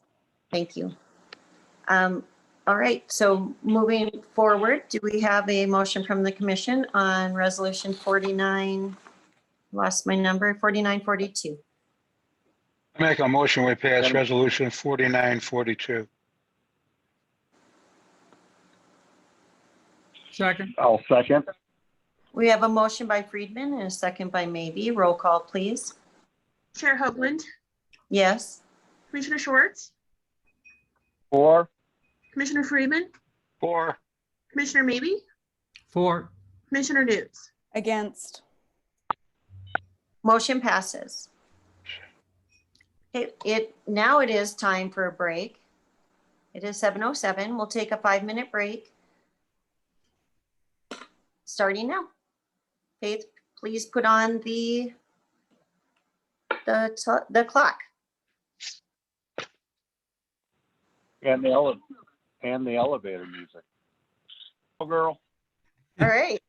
We're ready to move on to our next resolution, resolution number 4943, a resolution of the City Commission of the City of Livingston, Montana, authorizing the city manager to accept the bid from Out of the Box Painting for minor repairs and painting at the new City Hall building located at 220 East Park Street. Mr. Cardus. Thank you, Madam Chair. So this is the next contract associated with the City Hall building. This one is just for minor repairs, which are talking dings, scratches, little things in the walls that need to be touched up, and then to repaint the entire office. This was one of the contracts that we did do the bid process for. I think we received 2 bids on this, both from local contractors. In this case, the low bid is with a contractor that we've used in the city county building multiple times. We are recommending the award of the contract to them. If you look on page 50, you can see the total cost for that is $22,160.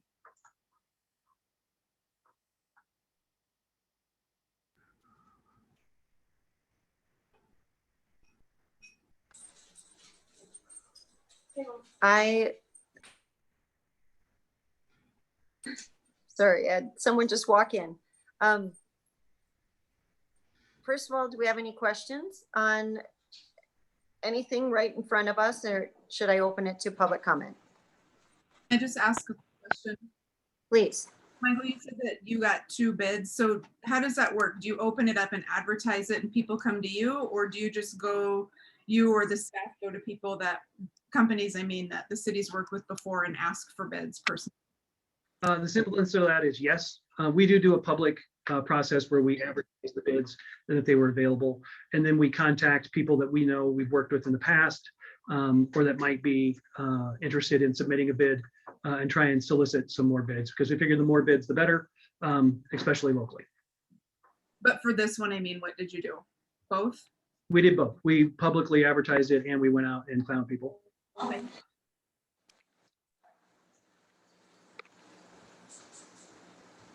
Okay, any public comment? Unless there's any other clarifying questions. Okay, go ahead. Go ahead, Sarah. Hi, Sarah Stans, 217 South East Street. Maybe I could clarify the letter that Warren was speaking about. So my overall comment suggested that authorizations for resolutions B, C, D, and G might wait until the Conservation Board had an opportunity to review these renovations, plans, quotes, and to engage in feedback on these cost-saving recommendations. Because I think it's wise not to get stuck down the line without any additional funding when building improvements can be made of energy efficiency, for instance, that will result in downstream cost savings over the next 5, 20 years or more. So part of that would be to suggest an energy audit that is conducted on the new City Hall before renovations are completed. It would behoove the city to do this, complete with an energy efficiency improvement recommendation document or report that kind of comes out of that.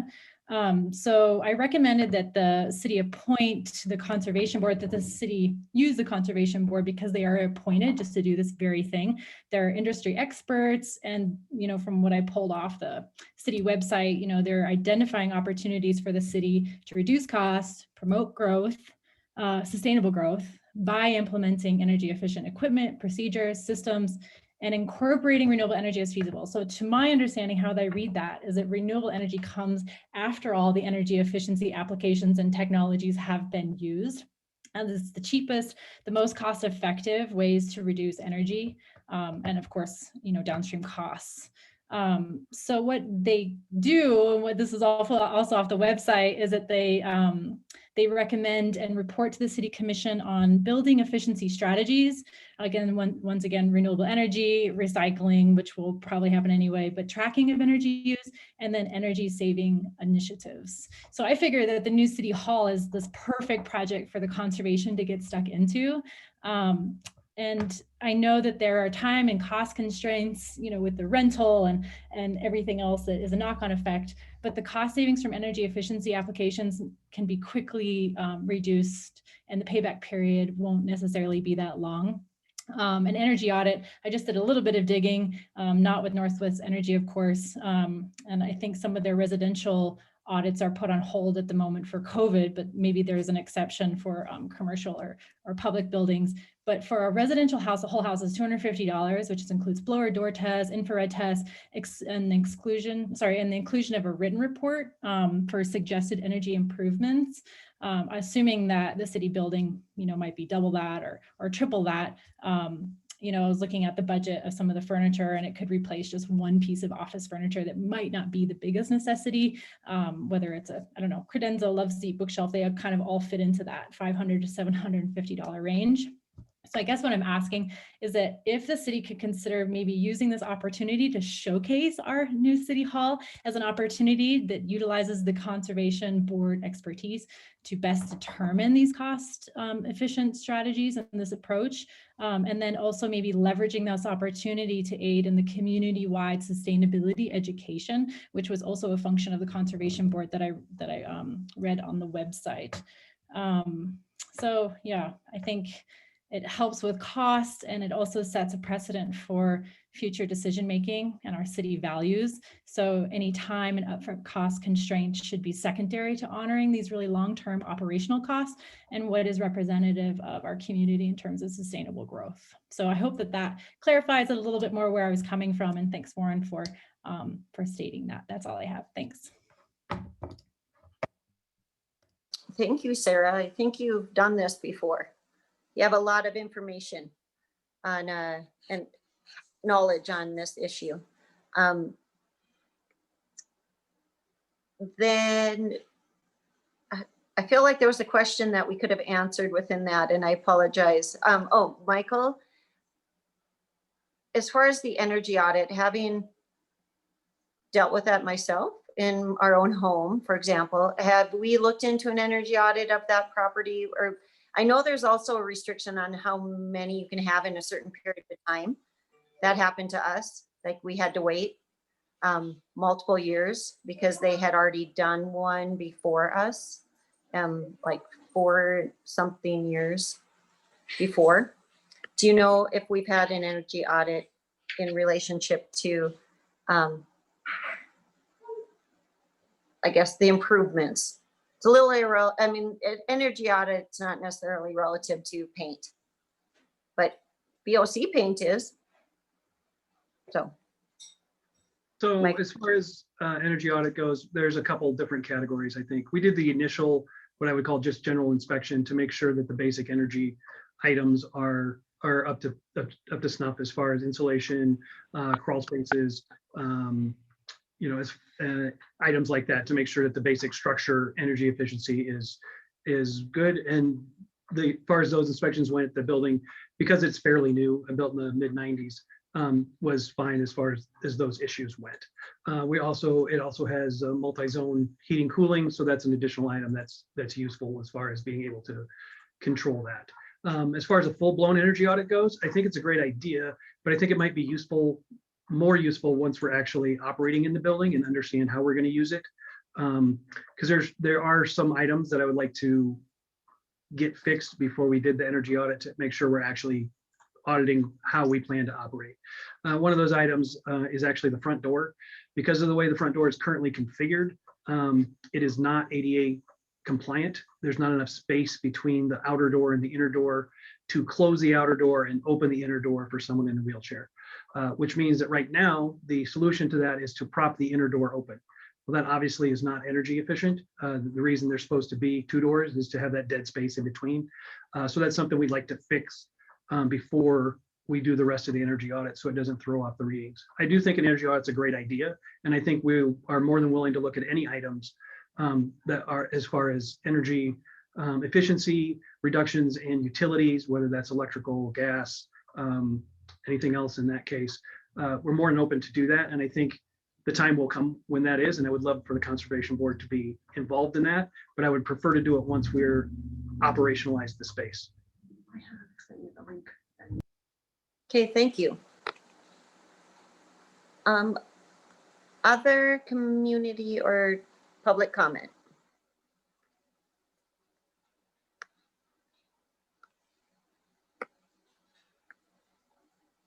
I don't see any hands. I'm double checking. No other hands up. Okay, any commissioner comments, questions?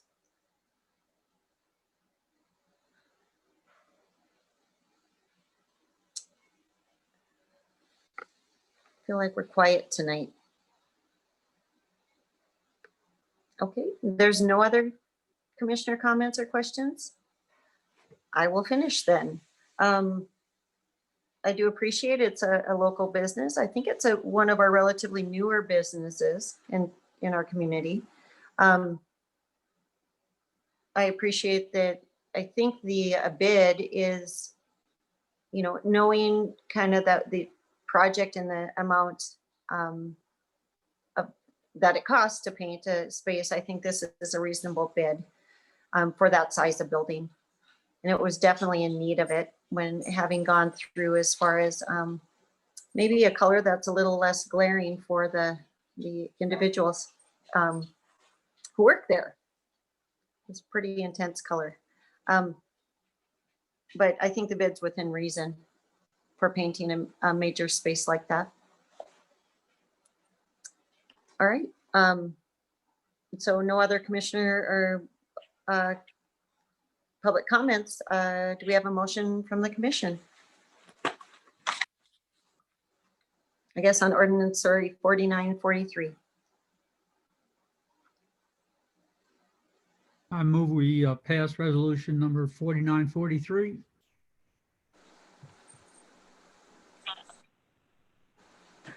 I'll second.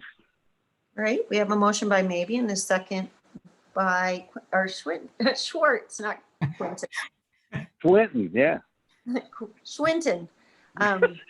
We have a motion by Maybe and a second by Schwartz. Roll call, please. Chair Hoagland, Yes. Commissioner Schwartz, 4, Commissioner Friedman, Commissioner Maybe, Or, Commissioner Newts. Motion passes. Next resolution is Resolution 4944, a resolution of the City Commission of the City of Livingston, Montana, authorizing the city manager to accept a bid from Pierce Carpet Mill Outlet for replacement of flooring at the new City Hall building located at 220 East Park Street. Mr. Cardus. Thank you, Madam Chair. So this is the final item for the, I think, to get the space at 220 Park Street up and running. This would be the flooring to replace the carpeting that's in there currently. The proposed flooring is actually a luxury vinyl plank. You guys see it probably in the grocery store. I think Albertsons currently has a version of it. It's heavy industrial use. It will last a long, long time. It's also replaceable by section. Each plank is replaceable. So if there is damage to the floor, we don't have to cut carpet. We don't have to reinstall entire floors.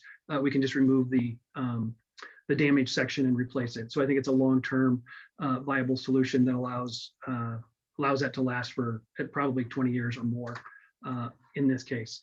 This was another one where we went out for bid for the item. We received 5 bids, I believe, for the flooring, 2 from Livingston firms, 2 from Bozeman firms, and 1, I think, from out of state. So again, we advertised and went out to individual businesses and recruited them to place bids. The winning bid in this case was not a Livingston firm, it was a Bozeman firm. However, we did get a very nice letter from the foreman of the project stating that he was very grateful that we allowed them to apply. The foreman is a Livingston resident who lives here in Livingston, as well as the installer that he's going to use is also a Livingston resident. So they'll both be able to work in their hometowns for a change. So while the business is a Bozeman business, the employees are both Livingston residents. So we considered it at least a quasi-local bid. Other than that, that'll be the final one. We will be able to, the reason you see all these at one time, I probably should have covered this earlier, is there's a significant bit of coordination that has to go on between flooring, carpeting, flooring, painting, and the office furniture installation to both get the spaces done, move the state to their new location, finish the rest of the building, and then be able to move in. Having all 3 of the contracts will allow us to coordinate between those contractors and make sure that that process goes smoothly so that we can move in the shortest time possible. All right, thank you, Michael. Let's open it to, well, any clarifying questions?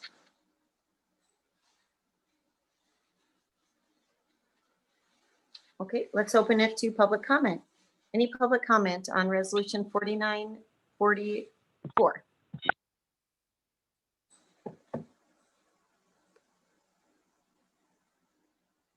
Go ahead, Sarah.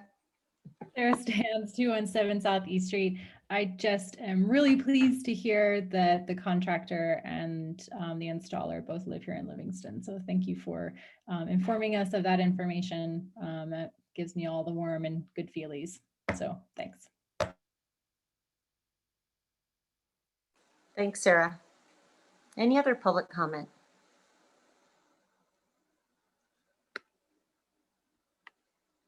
Okay. No one in the chat. No hands up. Okay. Commissioners, any comments or questions? I'll chime in. Go ahead. I appreciate that there were so many bids, and it's good to hear that this is gonna include Livingston folks on this project.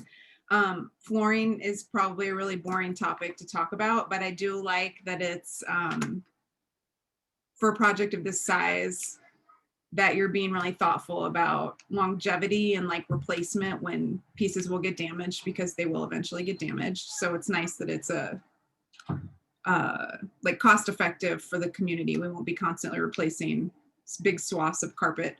The The other thing is it sounds like vinyl can have a mixed review. So I really hope you all will be going with like a really environmentally friendly, recyclable, low VOCs, environmentally friendly vinyl for a project of this size. So thank you for the work behind this. And the floors are really gross in the current building. So it's also like the walls needing to be redone. Thank you, Melissa. Other commissioners?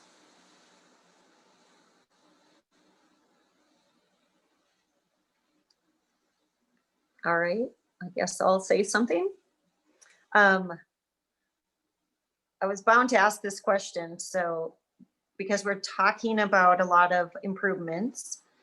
In the past, we had worked with we had a designer working with the county and the city to help make a more usable space with our chambers and with the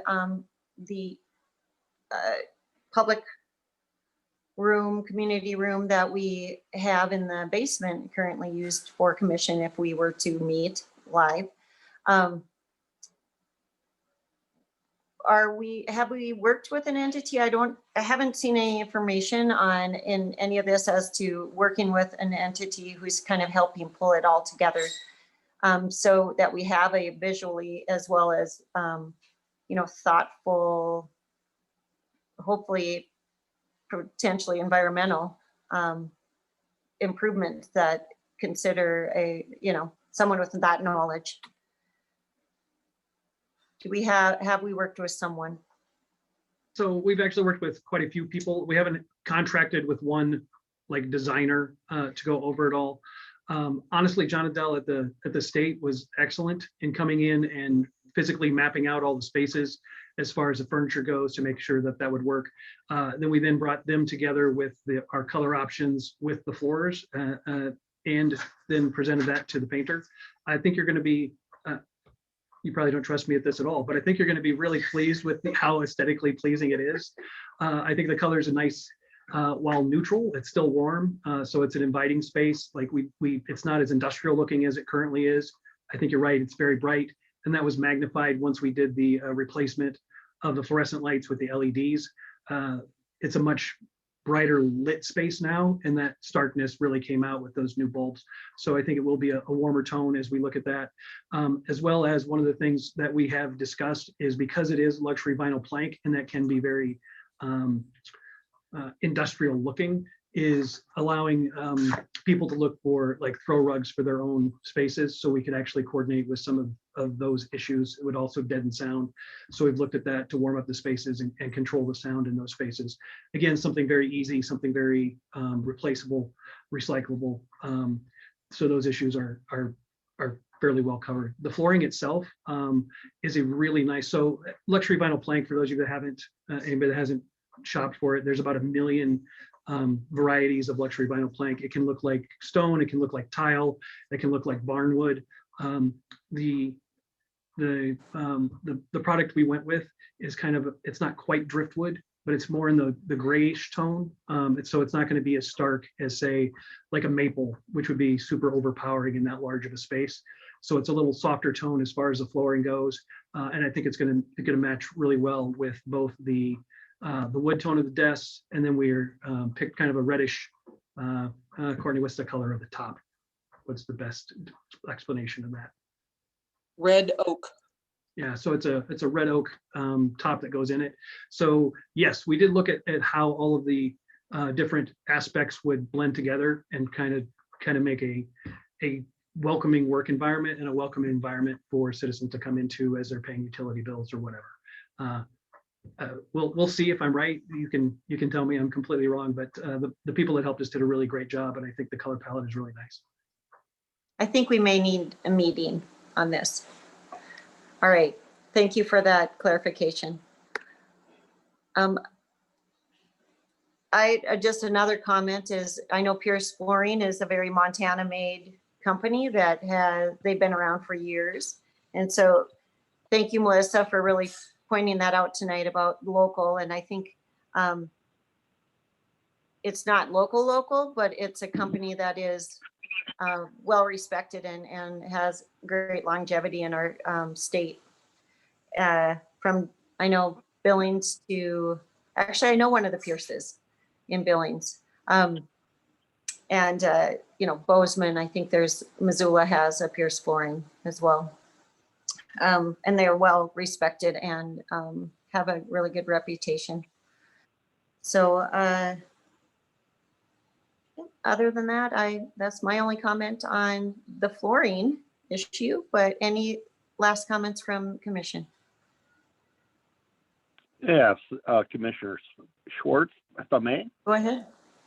Go ahead. Yeah, hey, the new color this year is grayish. As I was looking at cabinet colors, everybody had white, now it's grayish. Back to the flooring though. Pierce Flooring, does an excellent job of, most of their installers are subcontractors that are employed in their local towns. Like here, I happen to know one of the installers. I don't know if he's doing this job or not, but does a lot of work for Pierce. So that's a nice situation, and look forward to seeing it completed. Thank you. I yield. Thank you, Quentin. Last call for commissioners. Okay, do we have a motion from the commission on resolution 4944?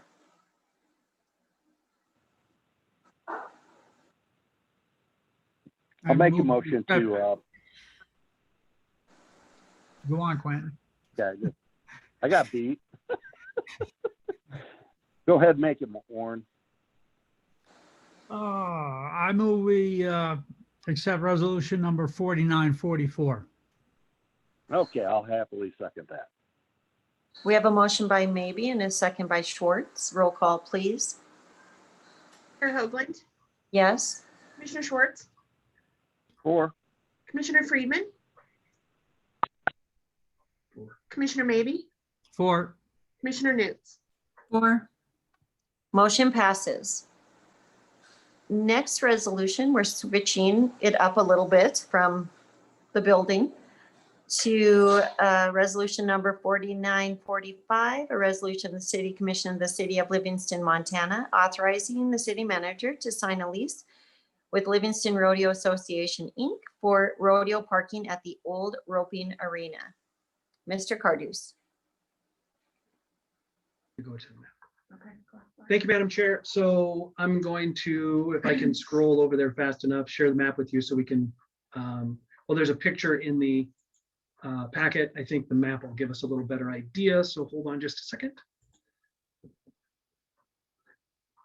So this is a lease with the Rodeo Association for the use of what was previously the roping arena for parking during the period of the rodeo. And I forget what the days are exactly with that. Hold on just a second.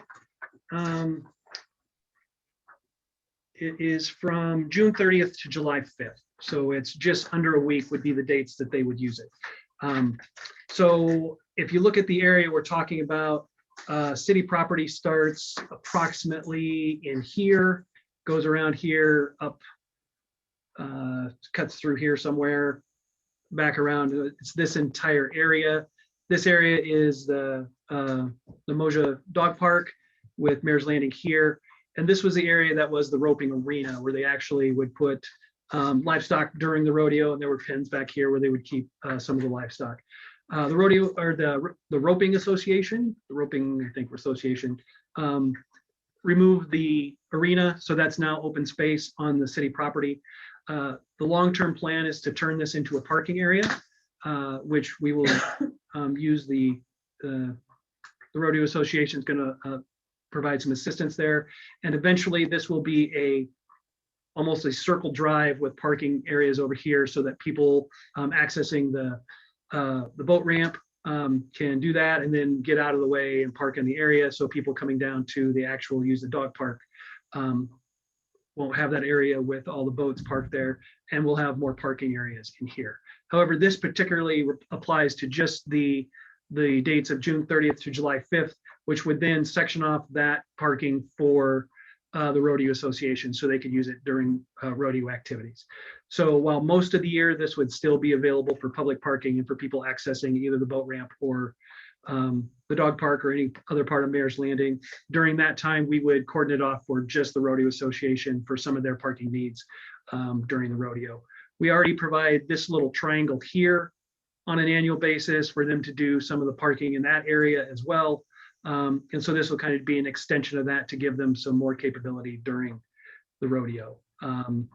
Again, for those that haven't been in previous meetings, the driving range is also city property, and that's on a lease, but it's a full-time lease where this will just be a short period of time. And then the Girl Scout property is owned, privately owned, as well as the trailer park. And then the residence here to the west is where the city property ends. So that's a basic overview, but I'd be happy to answer any questions. All right, thank you. Any clarifying questions before I open it?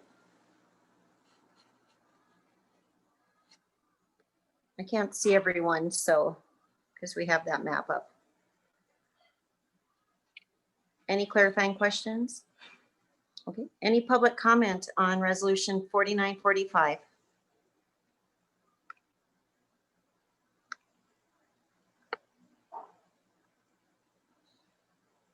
Sarah, go ahead. Hi, Sarah Stands, 217 South East Street. I think what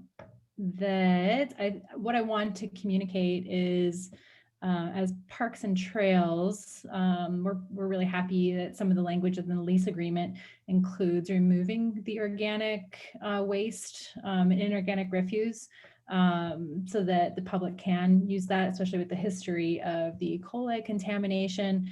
I wanted to ask Shannon, I don't know if he's still on the call, because there is a need to do some topsoil covering and using compost to spread on Mayor's Landing and to regenerate some of that soil, that I don't know if it could be stockpiled. I'm not a horse manure expert, so I don't know if that's something we could reduce them having to remove everything, and there was a place that we could put it for decomposition that we could later use on the Mayor's Landing, because it's in need of a lot of different compost. And then one other question, or I guess just statement that I had, is that by Parks and Trails, we're devising a public outreach strategy using Mayor's Landing as kind of our pilot project that will hopefully be able to be a workable process going forward to other parks, so that we can adequately engage the public on their ideas and thoughts, and on how they want to utilize the site, whether it's parking or whether it's a fence and dog park comes up all the time, or skills area or whatever it might be. So I think I just wanted to reiterate that we're engaging with that process and be having a discussion next week at our meeting to discuss that a little bit further. I've put some ideas together on what that could look like, and specifically for the Mayor's Landing and Roping Arena area. I'm not a huge advocate of parking, because I feel that more parking areas means more cars, and then, it just kind of compounds, where I'd like to see if we could find other uses for that area that would be for more uses than cars. But I do understand that there is a lot of congestion around the fishing access in the summer, particularly. Yeah, so that's all I have. Thanks. Thank you, Sarah. Any other public comment?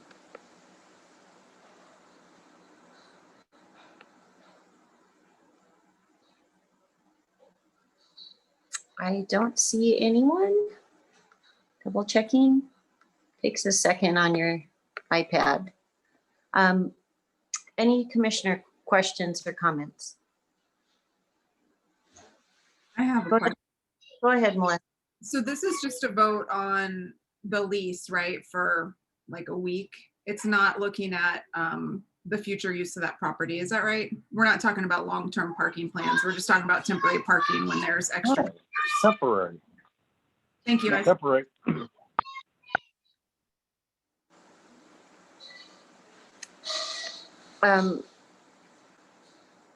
Melissa, do you have anything else? I apologize. Okay. No, I was just wanting to make sure that I understood exactly. And I'm imagining this is just for all that overflow with all those trailers that bring horses and cattle and all the other livestock into town. So not like a permanent. parking area, but just that 7 days or whatever. Thank you. I had that same question. I actually asked Michael, and yeah, it, like, thinking long-term, how that area can be utilized and used. I know in the past, the triangle has been, we've leased the triangle out for years, and the roping arena being a little different now, it being cleared has some potential for use and or temporary parking. So I don't have any questions generally speaking on this issue, but any other commissioners? Madam Chair. Yep, go ahead, Quentin. Yeah, just over the years that I've been to the rodeo and around the areas around the arena and stuff like that, there's a lot of pressure back there. This will help ease it up and help with parking. You know, obviously mass transportation is a great thing, but we just don't have it to that extent yet here in Livingston. But I think it's a great solution to free up a lot of space around the rodeo grounds at this time, and I think it's a good lease. Thank you.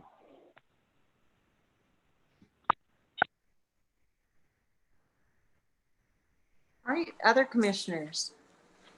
Yeah, I'd just like to add that having walked down in that area while the rodeo was in progress every night of it, that's going to be a terrific advantage to the parking situation down there for the participants with the trailers. Probably going to be a way better than we even think. Thank you. All right, thank you, Warren. Any other commissioner comments? I actually do have one question on page 59, just to make sure we're clear on one section of this, and that it says the term of this lease shall be 1 year, because we're talking about dates. Can you help us all understand the difference between those dates from the 30th to the 5th? And then yet in here, it's terms and rental fees of 1 year with option to renew for additional 4 years. Can you just explain that? Sure. So the original 1 year would carry through the first rodeo season. So because the lease is only for those dates, each year will only cover one rodeo season. So the first one, we get this under our belt, that'll cover the 2021 rodeo season. If we think it works and we want to extend it from there, then with agreement from both parties, we would extend it for 4 years, or at least up to 4 years if we so desired. But we're not beholden to do that if we don't want to. Okay, that makes a lot of simple sense.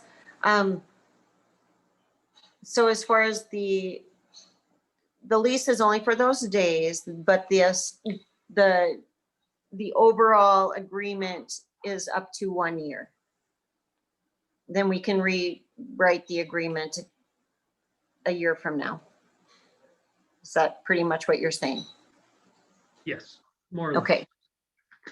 And then just a last question on the, I guess, dates, because we've dealt with this before. There's sometimes, depending, I don't know how COVID's going to shake things out this year, obviously, and hopefully everything, all joy comes back to Livingston and everything's beautiful and there's butterflies and everything. But we've had the National Rodeo Finals, some different events. Is that applicable to this lease? This is would be a standard lease for what we would expect the rodeo to be. If for some reason the dates of the rodeo change, we would just work with the Rodeo Association to change, basically make an exception to the contract for that year to move the dates from the July date to whatever date they needed. In general, it would just be the 5 or 6 days around the rodeo, whenever that happens to be. But for now, we expect the date that the Livingston has on the circuit is in that July timeframe. Perfect. Thank you. That's all I have. Any other commissioners?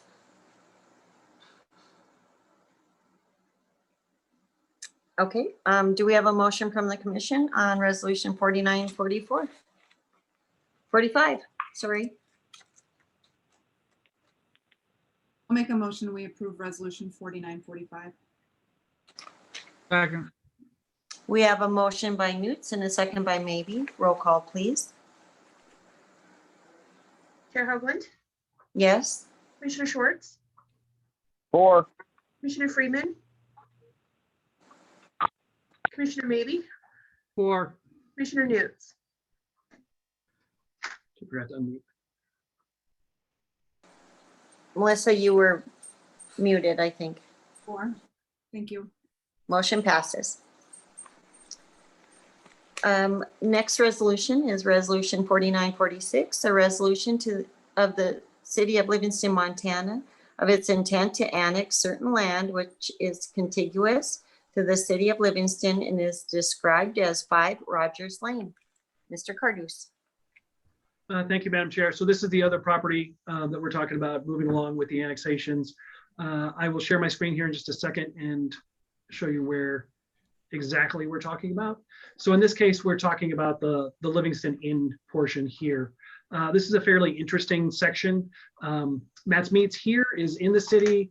The hotel here is in the city. This property is in the city, and the scrub tub is in the city, as well as this stretch of property here. However, this property is not in the city. So we're, again, filling in that hole. During this process, and it's not applicable to tonight's vote, but you will see it. We've been unable to see when the scrub tub area here was brought into the city, whether we zoned it or not. So we will include that in the zoning process when we zone this new piece of property. Again, they are wholly surrounded in the city, so they can't protest the annexation.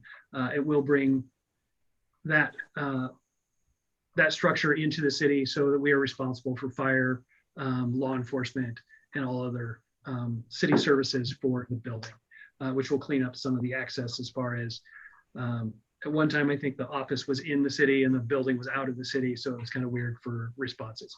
But that will, again, clear up one of the holes that we have within the city. Thank you for that description. And then also to remind everyone, this is the first resolution of intent. If it passes, it goes to the public hearing. And then after public hearing, it goes to the zoning commission, just process. Okay, so let's move, unless there's a clarifying question, we'll open it to public comment. Any public comment on 4946?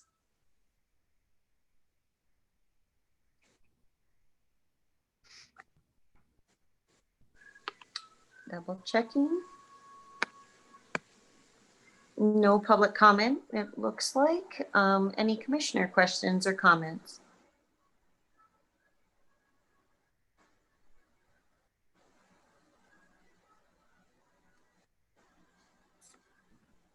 Okay, no commissioner comments?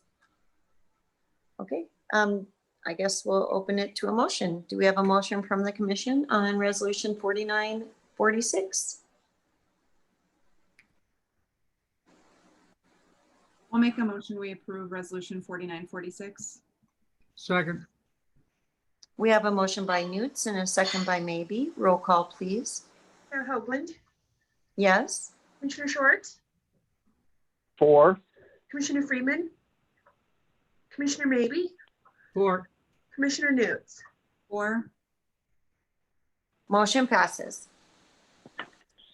Next on our agenda and our final is resolution number 4947, a resolution of the City Commission of the City of Livingston, Montana, authorizing the city manager to sign a general services agreement with Bozeman Green Build for installation of a solar array on the roof of our new City Hall building located at 2220 East Park Street.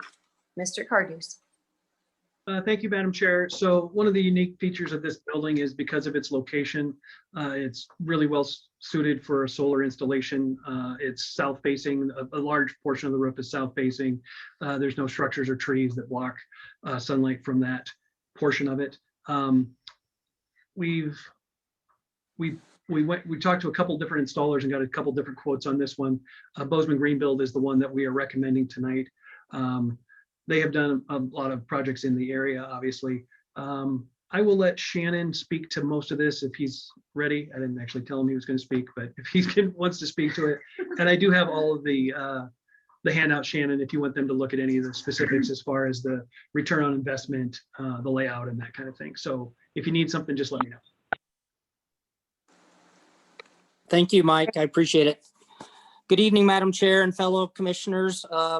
Hope you're having a nice meeting. Thanks for giving me the opportunity to speak on the solar project for City Hall. First, I'd like to thank the Yellowstone Bend Coalition for their public outreach and their Solarized Livingston projects. Also like to thank Kamaran Taranchi, who we worked with as our Energy Corps intern and helped us with the solar project at the water reclamation facility. This is a 42.93 kilowatt project that could, if approved, could help us join the ranks of the senior center, the library, the Park County Museum, as I mentioned before, the water reclamation facility, the Shane Center, and the Livingston School District. As Mike mentioned, we did receive, we requested 2 bids from Bozeman Green Build and On-Site Energy. Bozeman Green Build's price came in significantly less for the size of the system. John Palm has been a pleasure to work with. They're just finishing up the Shane Center solar project as we speak. And I apologize. I've been working with John on this for over a month, and there are some important documents that did not make the packet, and I do think that are beneficial to your decision-making process tonight. So there is a return on investment document that looks at 2 scenarios, and I think Mel and I 7 years ago took a trip to Red Lodge and looked at their water reclamation facility, and at that time the payback exceeded the lifespan of the solar infrastructure, and what we've seen at the water reclamation facility and now this project is significantly less at 11 years and at 15 years. So I think that's certainly a wise investment, or a good, and being fiscally responsible for the investment at those payback years. There is another document on the greenhouse gas equivalency tables. And again, that's just, I think, some information on the carbon footprint that we would be reducing going with a system like this. And I'd like to mention, in talking with John and looking at some of the past 2 years of Northwestern Energy utility bills, we are confident that this 42.93 kilowatt system should produce enough energy for 100% of the electrical consumption for the new City Hall once it's fully staffed. And the other thing, and I appreciate Sarah bringing this up earlier, I do feel like this is another great opportunity for the city to take charge and be totally transparent. This system comes with a rather elaborate, user-friendly monitoring system that we could, if we bought a small flat screen TV and kept in the lobby, would be able to look at real life information and historic information that the system on its electrical generation. And last but not least, another thing that was not included in the packet, and I apologize again, is is, if this contract is awarded tonight, John and I and city staff will be pursuing a Northwestern Energy E and renewable grant for potentially up to 25% of the cost, or about $18,530. John is on the virtual meeting, and if you had any technical questions that are maybe above my knowledge as the Public Works Director, we can certainly get him on and have him answer any of those technical questions you might have. And I'd certainly be happy to answer any as well. So that's all I have for now. Thank you.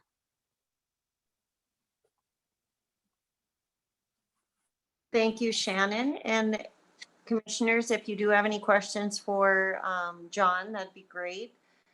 Why don't we first start by opening it to public comment? Is there any public comment on our last resolution 4947?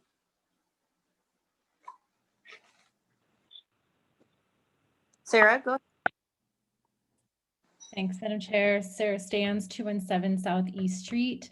Thank you, Shannon, for providing a little bit more extra details. And it's just really awesome to hear how the water reclamation project is seen so positively, and that is just domino affecting into our other public spaces.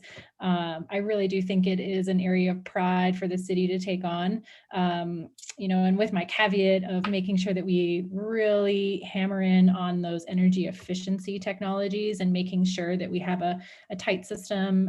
Ventilation is okay. You don't want it too tight, but during COVID, having the right filters and the HVAC will also be really important in creating an awesome space.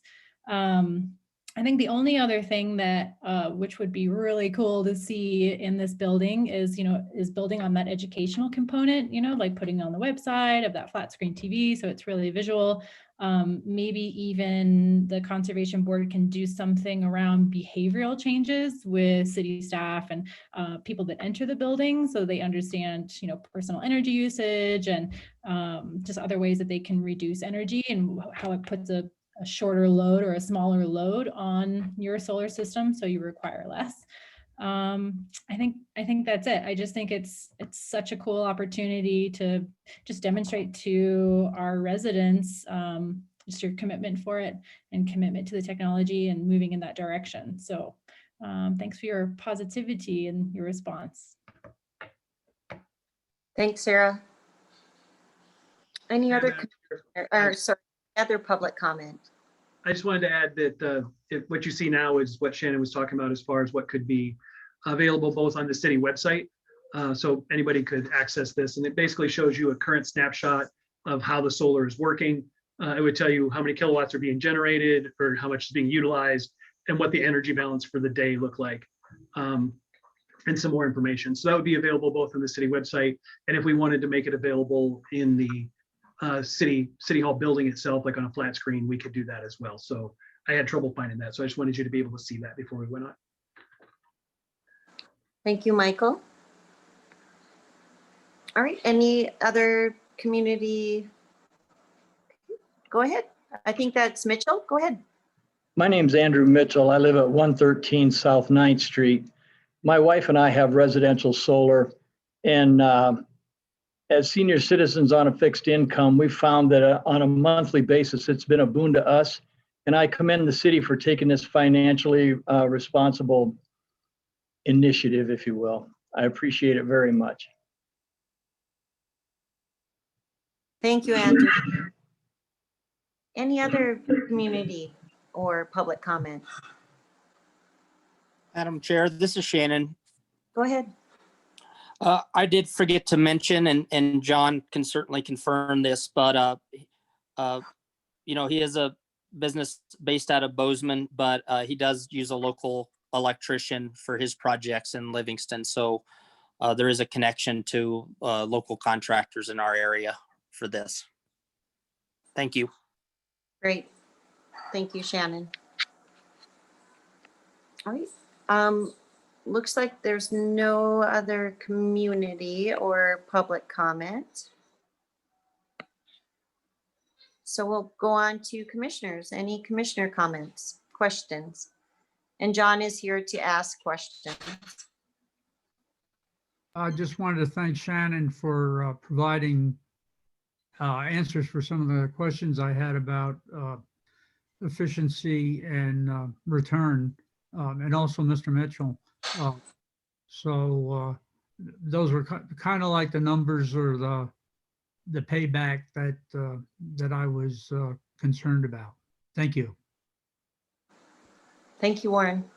I have a couple questions. Melissa, go ahead. First I was gonna ask Shannon, I saw that quick picture of the roof. Was the solar coverage based on available roof for solar panels, or was the number of panels calculated based on the size of and energy consumption of the building? So I will say it would be both of those. Obviously, as Mr. Cardus mentioned, the south-facing portion of the roof, we have maxed that area out based on panel size and the kilowatt output that they provide. And then obviously with the angle of that southwest facing portion of the roof, John really feels that we could, that would be an efficient location as well to maximize the kilowatt system for the building. Thanks. And then can you remind me, it's been a while, that building is heated by gas, isn't it? The water and the furnace? I apologize, Commissioner Newts. I do not know that. I can answer that question. It is heated by gas. It's a natural gas forced air. And I believe the water heater also is natural gas, which is why we're actually looking at a couple ways to, I would say, maximize the efficiency of the solar. One of them would be if and when the water heater needs to be replaced, that's a natural candidate to be replaced with an electrical water heater. And we do the math on that at the time. And that would probably be part of the energy audit, I would guess, is to say, how efficient is the current water heater? We may even go with the tankless water heater solution, which is usually electric, and maximize the capacity of the solar energy that we're getting. Additionally, we actually are in the third iteration of trying to find space heaters, electric space heaters, to be able to keep the overall temperature in the building lower and then give each individual office the ability to adjust their office space to their desired comfort level, but based off electric heat instead of the natural gas heat. So that'd be another way to maximize the kilowatts we're getting from the solar system. But in doing that, we want to make sure that we're doing it with exceptionally safe space heaters that have tip over protection and some of the latest technology as far as being able to warm the office before people get in while still being exceptionally safe. So we're working through some of those solutions. I think once it's installed and we understand how much extra energy we have, or if we have any extra energy, then we can start implementing some of those other solutions to take advantage of it. But absolutely, we'll look at ways to maximize, whatever kilowatts the solar array can put out. And that's what I would expect, like the conservation board would probably be good. Probably be a good resource for some of those things, because those are some of the first topics I think that come up when we talk about solar, is what's actually being run by electricity in the building. So that's good to hear that we're thinking about how to convert to clean electricity. And I agree with Sarah's comments that ideally we do an audit before we'd invest this amount of money into solar. And I agree with Michael that there's some fundamental problems with the building that have to be dealt with, like updated, like the doors, like that's going to be a huge energy sink, is just having a door propped open in -20-degree temperatures. So I don't want perfect to be the enemy of the good in this case. And I'm also wondering, I'm thinking as a commission, in terms of funding these kinds of projects, it might make sense to start thinking about, is there a way that we could have some sort of savings for these projects? So as new opportunities come up, we have a fund or money set aside. I don't know, I'd be interested to hear like a staff recommendation on this. if we have money set aside for updates and improvements and things like this, particularly as it concerns clean energy upgrades in the city. Because there's going to be other things that are going to come up, I think, with this building and others. The other thing I wanted to say was, Shannon, I totally agree. I think a screen is an awesome idea. The library does that. And it's really cool to see the amount of solar projects come up in Livingston. The library, after we moved here, was like the first solar project, I think, in town.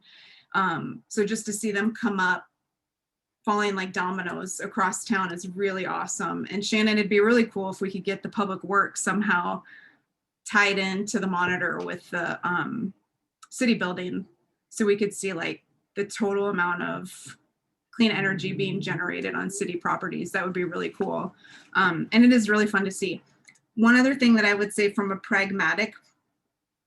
just like a pragmatic thing, I don't know if you've thought about this, Shannon, but when we get a lot of snowfall and it falls off those panels, it can be pretty intense if you're walking on the sidewalk near where the panels are sloping. You probably know that, but I don't know that building very well to know if it's a safety concern. I can't remember what's behind the building and next to it, if it mostly just be city employees or if the public would be impacted by snowfall. I mean, it's like pretty, like the library has to block off the sidewalk with cones because when the snow falls, it all comes at once. It's like a metal roof almost. Just something to think about. I'm sure that there's ways to mitigate that. But I think it's a cool project. I'm excited, Shannon, that you are showing this leadership with your department head position and keeping us out front on these projects. So thank you for keeping it in the front of our mind and keeping these projects moving forward. Yeah, I don't think I have any other questions right now. And thanks, Michael, for explaining about the transition from natural gas to electricity. That's also exciting to hear. That's in the minds of city staff. Thank you.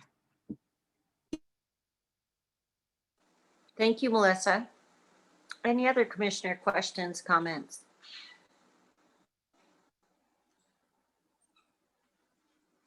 I have a question for John, since John is here. This is just again, just a visual question about, so sometimes on the roofs, the panels are flat on the roof, depending on the pitch. Sometimes they are up, again, depending on the design of the building. So on this building, just tell us about the how the panels will look. Will they be flush to the, will people go, oh, look, although it's solar, look at this is great. Will we be able to see it? What do you think? I think that from an aesthetic point of view, excuse me, from an aesthetic point of view, the having the panels flush is great and is sort of the default for a good reason. I think from a structural point of view, and an installation point of view, you add a fair bit of cost if you're going to lift those up beyond the natural slope of the roof. One reason is that when you do that, now you're increasing the ability of the wind to come behind and grab those panels and lean on them. So you have to do a lot more attachments to the structure.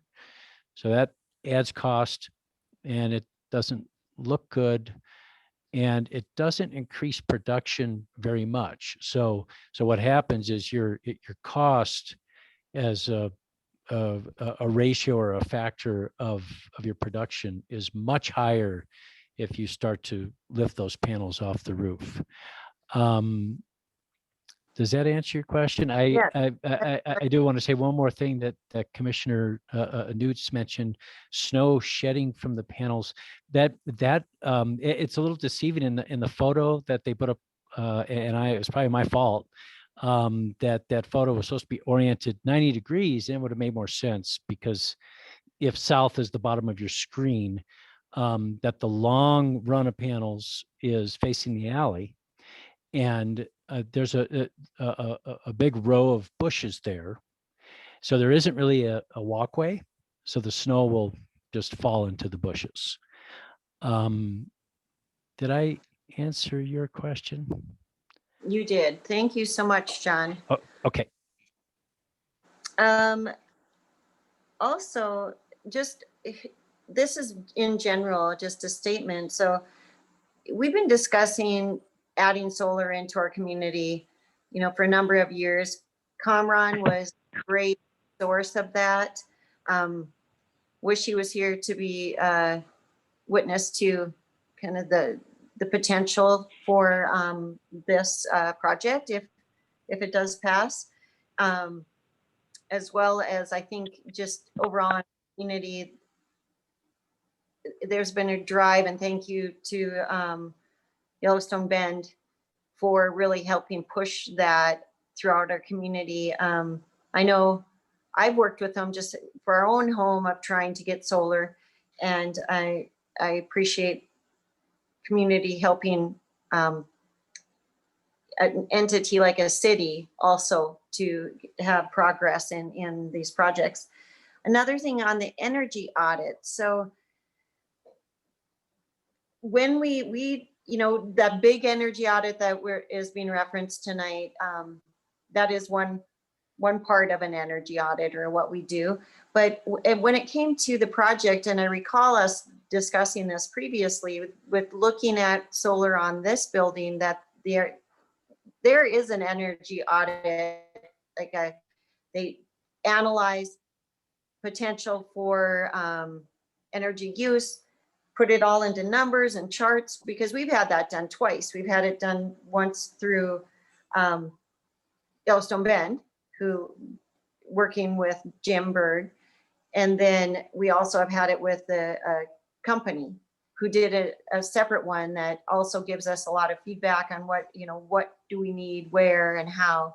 Have we already done that to the level that we have just in our personal experience? I don't know who answers that. One of three people. I'll say the short answer is yes, to very different things. And I think, let me share something with you really quick. We didn't talk about this much, but here's the return on investment sheet. And it really does show the numbers as far as what we expect. I'm sure John, at some point, if he wants to, can provide us like the graph of how it looks through the year and how much would be produced in February versus July, because it's going to vary through season. But overall, you can see the accrued savings over the 30-year period is over $160,000. So it's a significant savings, which I think speaks probably to Commissioner Newt's question on how do we roll this into future projects.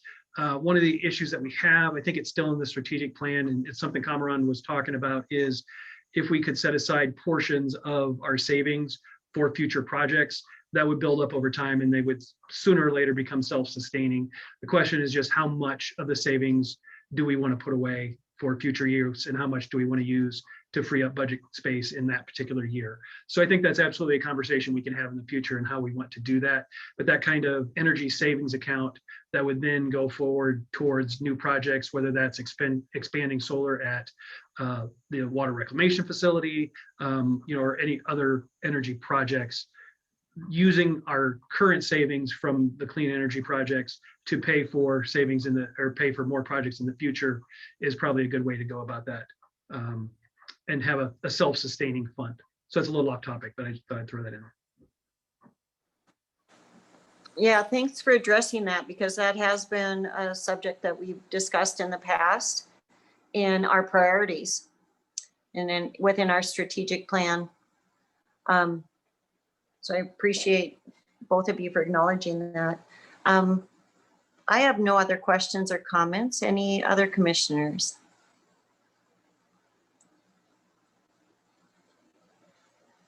Okay, I guess we're up for a motion. I would love to make the motion.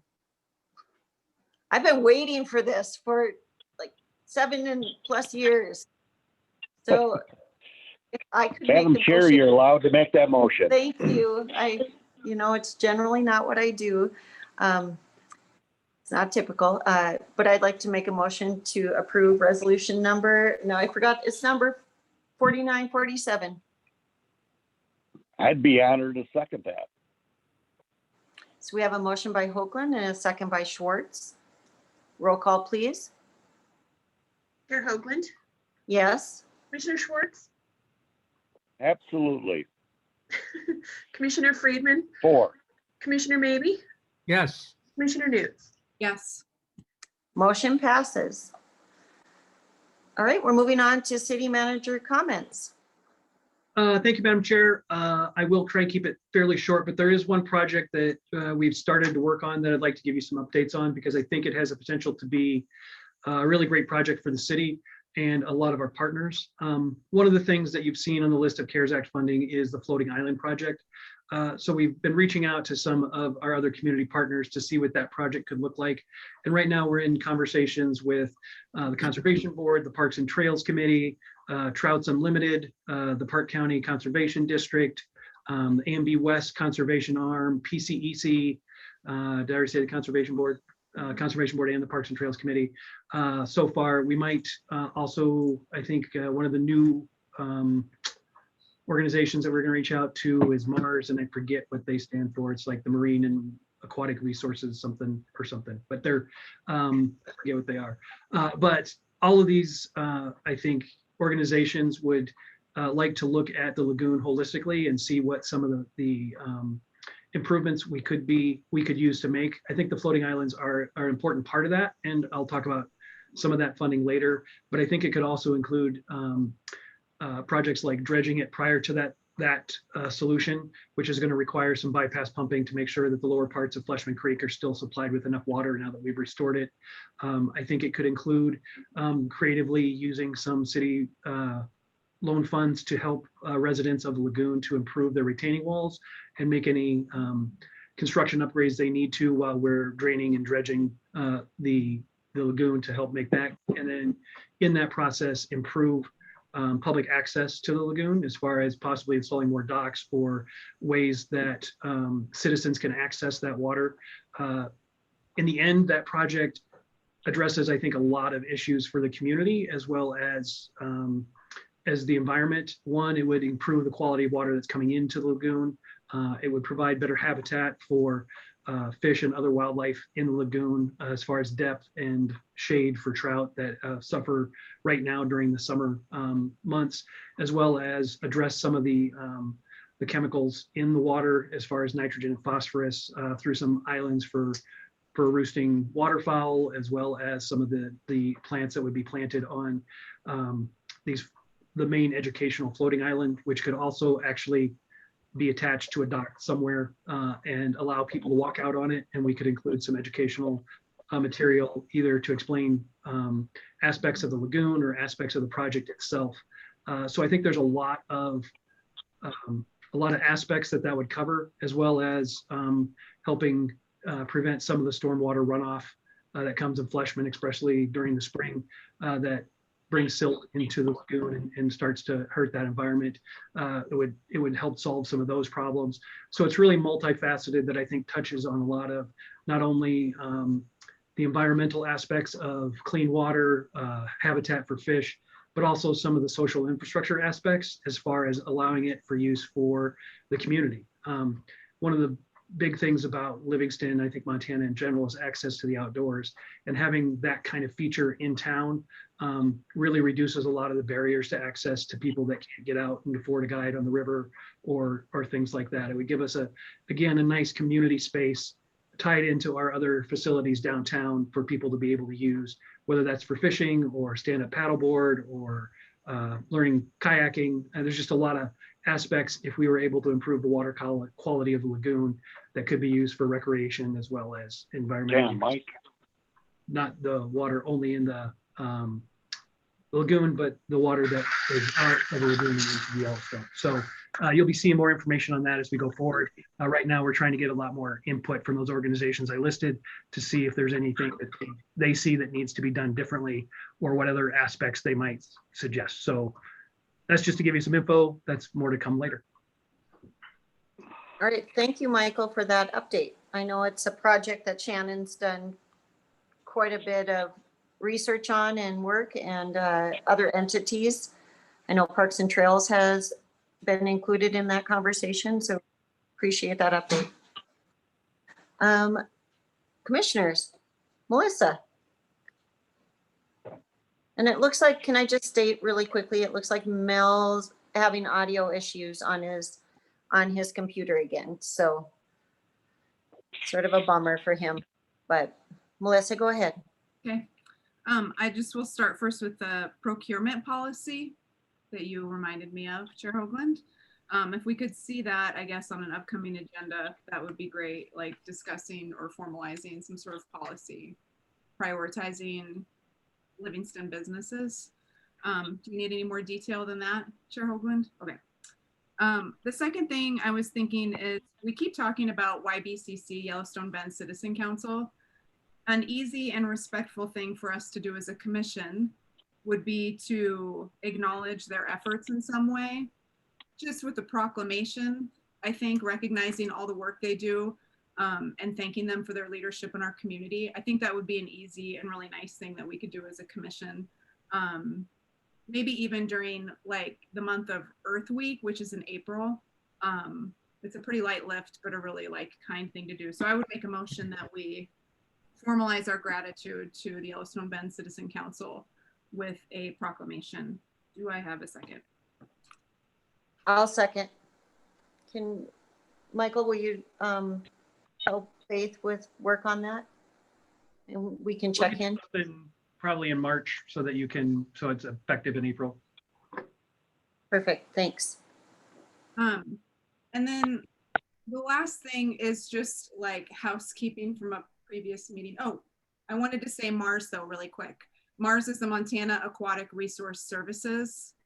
The face that goes with it is Wendy Weaver. So she comes to our meetings. She's also on the zoning commission. She's an engineer and the executive director of Montana Aquatic Resource Services, and they do really cool work. So it's exciting to hear that there's so many different statewide and local partners thinking about the lagoon. And I'll be interested to hear what these groups have to say. So thanks for that update, Michael. The last thing was the housekeeping, and it had to do with the planning board. So this would have been a month ago, the last time we talked about it at a commission meeting when we were talking about, I think it was a month ago, talking about requirements for being on boards, just to jog your memory. And the topic of county planning boards came up, and there was some confusion about requirements to be a member of the county planning board. And so I just wanted to draw your attention to Montana Code Annotated from 2019. It's code 76-1-212. So that particular bit of code does say that county planning board members need to be resident freeholders in the area over which the planning board has jurisdiction. So I think there's a lot of different lines to the requirements. And so we went back and forth on whether or not freeholder was in county, and it is under 76-1-212, unless that changes with this go around, this legislative cycle, but it doesn't sound like it will. So I just wanted to bring your attention to that, since that was a, just to clarify, I guess, with the code, that they do in fact have to be freeholders. And that is all that I have tonight. Thank you. Thank you, Melissa. Warren. I'd like to make some comments about firearms. Last month, January, saw almost a doubling of monthly background checks for firearms. It went from last year, last year it was something like 2 million something. And this January, it was 4 million plus. It's the highest background check number since that system was put in place. 40% of the background checks, and the first one is an FBI statistic. The second one is a non-FBI, I think, anecdotal information. 40% of them had never owned a gun before in their life. I'd like to clear up a couple other things, and this is personal opinion. 2/3 of gun deaths are suicides. That doesn't make them any less tragic, I should say. But 2/3 of the numbers that are put out are suicides. Most of the youth deaths, and again, this doesn't make them any less tragic, are gang members. And last, the making a decision, this is all, people could go one for one with anecdotal information. Well, this happened, that happened, whatever. But these are the numbers. And quite frankly, I hate to see that many new people have bought firearms, because generally that comes with absolutely no background or training in their use. So it's gotten to the point where feelings and anecdotes have overcome reality in a lot of situations. And the comment was made tonight that the police can't always be there. I think the last year has shown that. And that's all I have. Thank you. Thank you, Warren. Mel, are you able to use audio?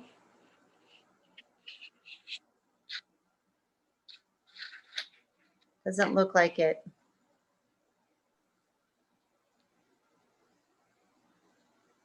Mel, do you have any commissioner comment?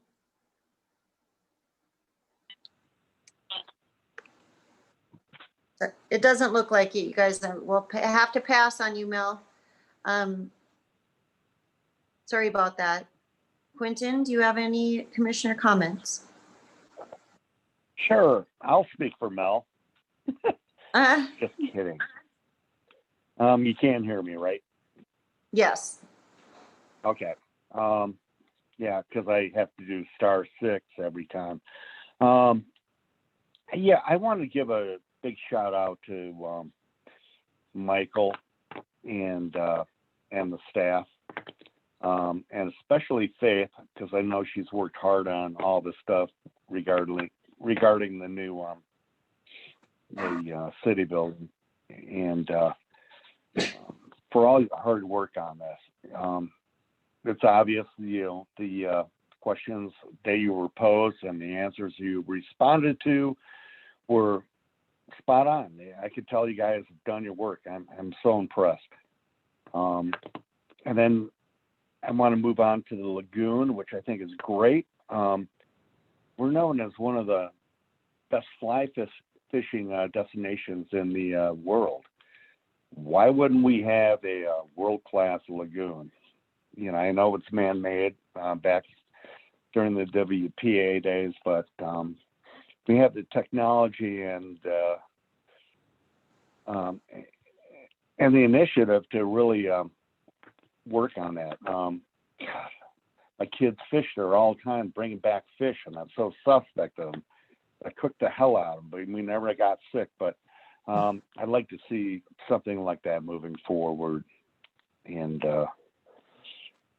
going down the list here, other than that, but no, thank you again for city staff. You guys have been awesome, especially with cold and stuff and the snow removal downtown.